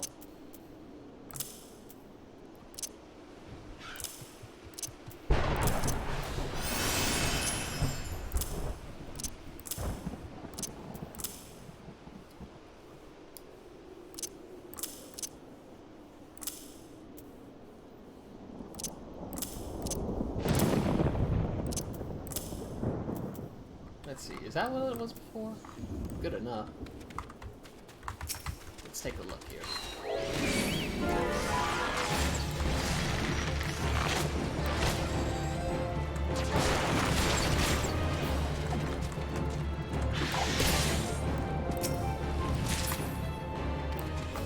Neat.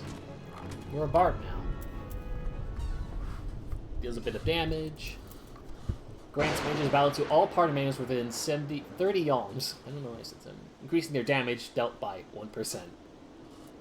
An additional effect: 20% chance to grant repertoire when damaged over time is dealt by Venomous Bite or Wind Bite. Resets the recast timer of Bloodletter and Reign of Death. Very good stuff.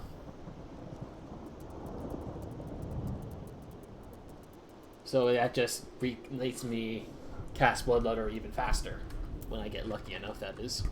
Good stuff. Now that we're a bard, let's go pick up Black Mage.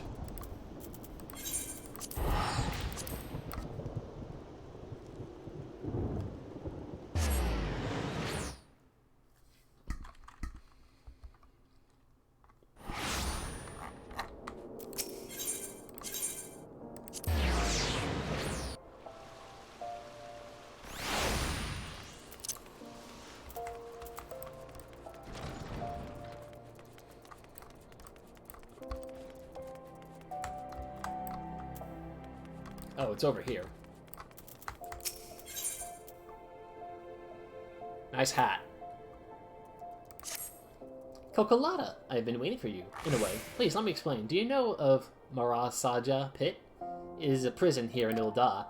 In prison, a man will do most anything to keep his mind occupied. Of late, one inmate claims he heard a voice of Nauthal. No doubt he has lost his mind after serving 100 years of a life sentence.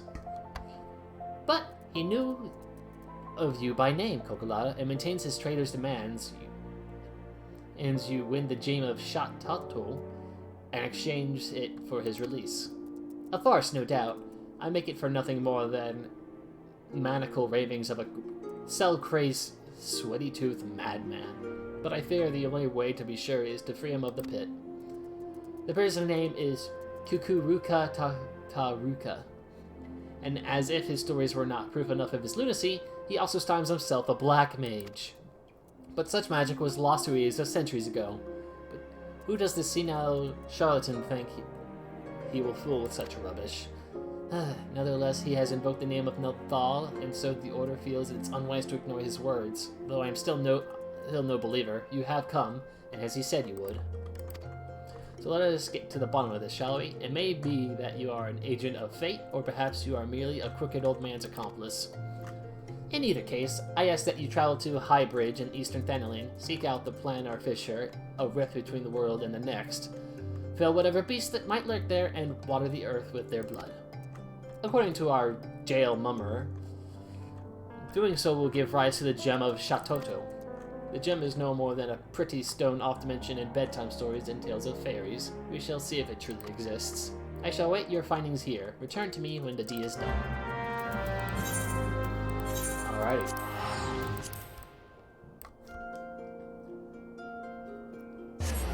it's certainly going to be an interesting journey, as it seems our new teacher is going to be someone that's been in jail? Anyways...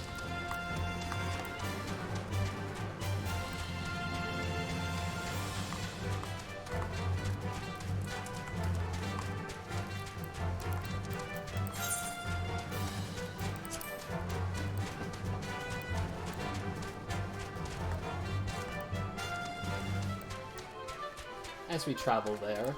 Black Mage is certainly an interesting class when it comes to this game. It has a lot of good stuff, as well as a lot of bad stuff, because it's infamous for needing to stand completely still, or it starts losing damage. And you know, when you cast, you gotta like stand still to cast things. But other casters can do other things, usually, while being able to move around. Well, Black Mages have very few of those. Oh, hello.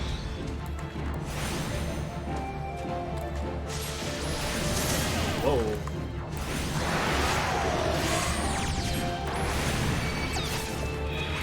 Yeah, I'd rather not do silence. I kind of want...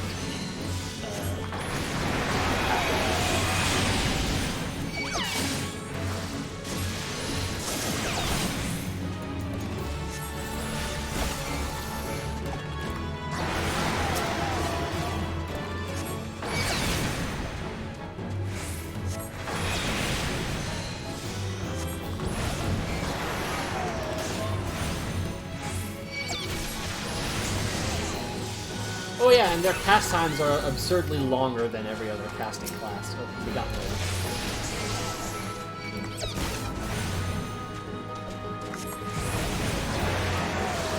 I told you these types of creatures were horrible, unspeakable nightmares. Any more? That seems to be it. I take the blood and pour it into this little thing. It's a tiny portal. I could fit in it, probably. Thaumaturge, hear me. Oh, that's an Amalja. Arrgh. Put up your weapon, friend. Kazang Cha means you no harm. Eh?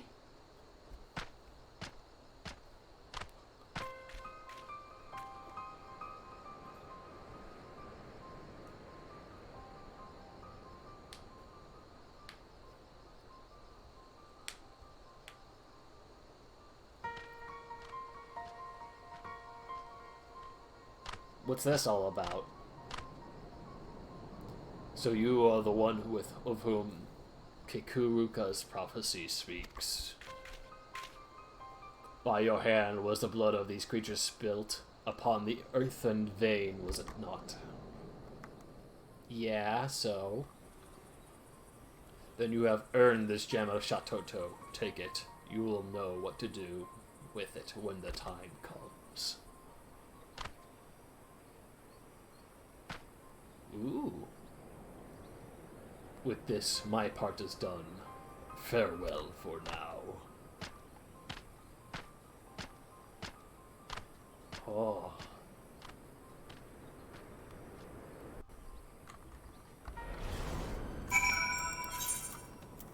Well, back to the guild. Nothing for it, eh?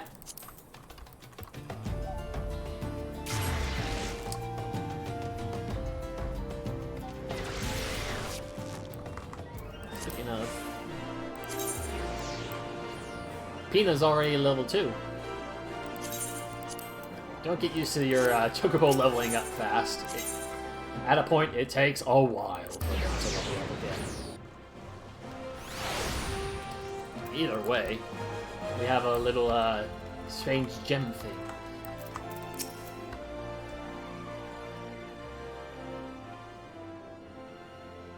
Well, you certainly smell as though you've been spilling blood.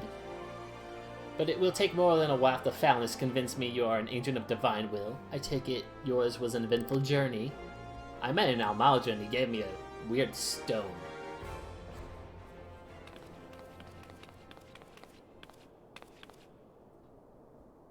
Yeah, this thing. It's exactly as described in the tales.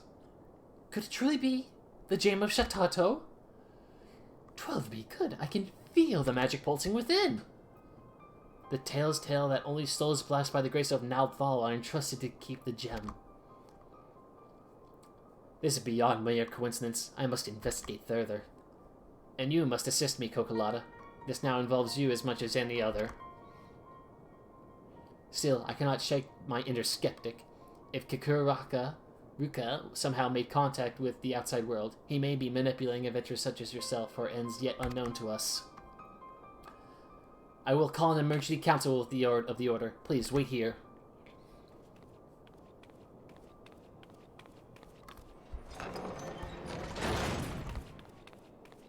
Uh-oh.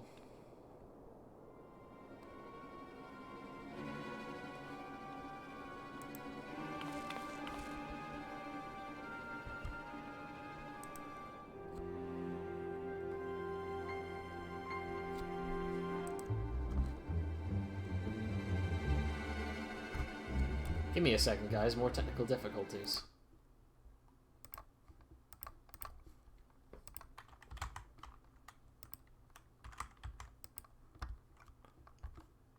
Yes, there it is.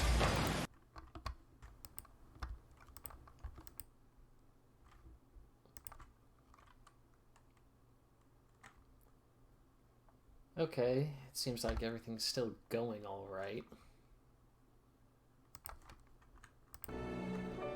That will not be necessary.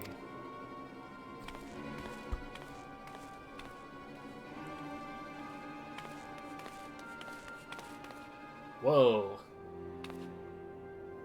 Kukuraka? What are you doing here? Have you escaped the pit? How have you escaped the pit? La-la-e. Watch your tongue, you innocent fool. Master has passed a century in meditation communing with Nalthal. You will address him with the proper respect. The jailers of Marasaja Pit are very different from the heretics of your order. Suffice it to say they had wisdom enough to listen.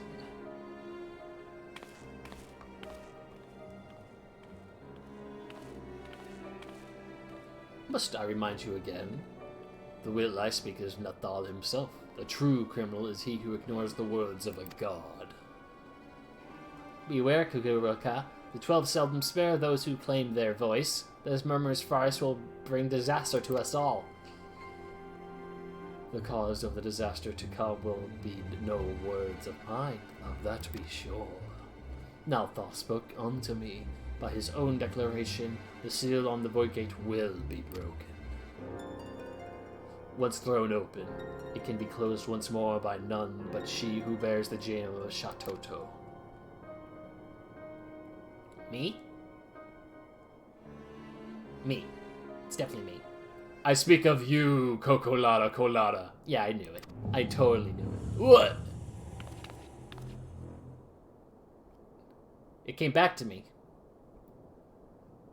The gem you hold is the mark of a mage of the black. With it in hand, you must now set forth to gather the keys needed to seal the void gate.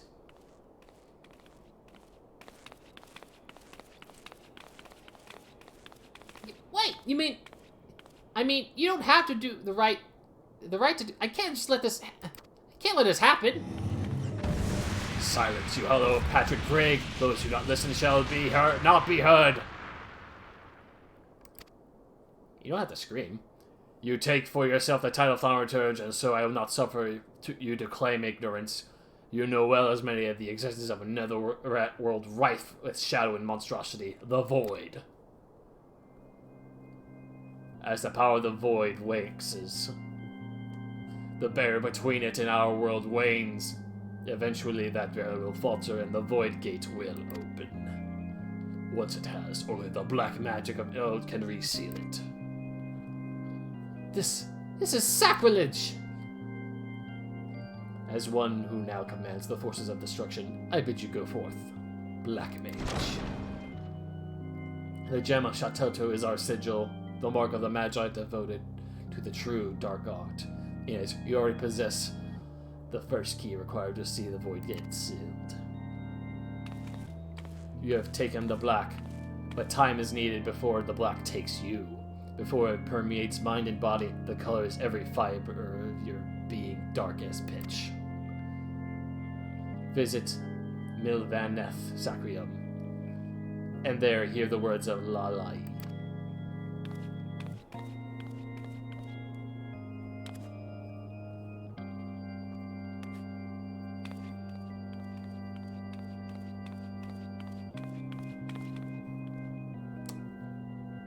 Do not fear the power to destroy, master it, and with it destroy that which would destroy you. Well, this is quite an interesting turn of events.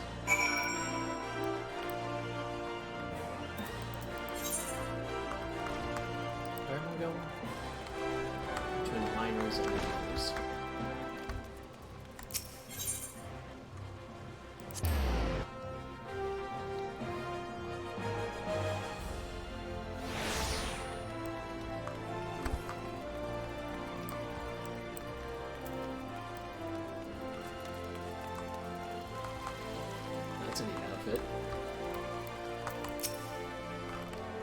Master is meditating in his chambers, for Nabdha always speaks, and Master must listen. He has entrusted me with guiding you on your path, but you must walk alone yet. Come again when the black has grown stronger within you. And we get Mana Fawn. Restores my MP. Very good skill.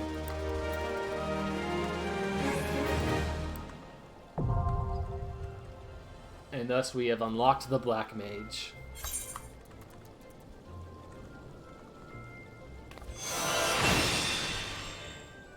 Yes, forbidden knowledge of drink mana.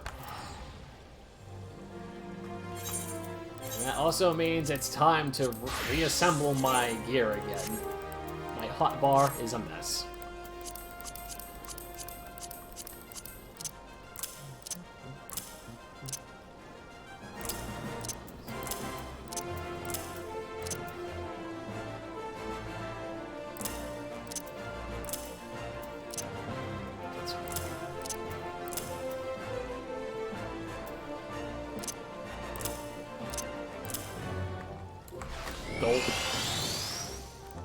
Yeah, that's a good amount right there. I just used that to spew more fire. That's a whole fire 2 right there. Or fire... Yeah, fire 2. And with that, I think that's a perfect time to end it off. It's going quite a while, but I really wanted to unlock these classes. And so, we head off to bed for the day. I hope you've all enjoyed the stream. It's been very productive, I'd say. And soon we'll be taking on... Well, we'll be helping out the Sylphs and see how they're... how we can parlay with them.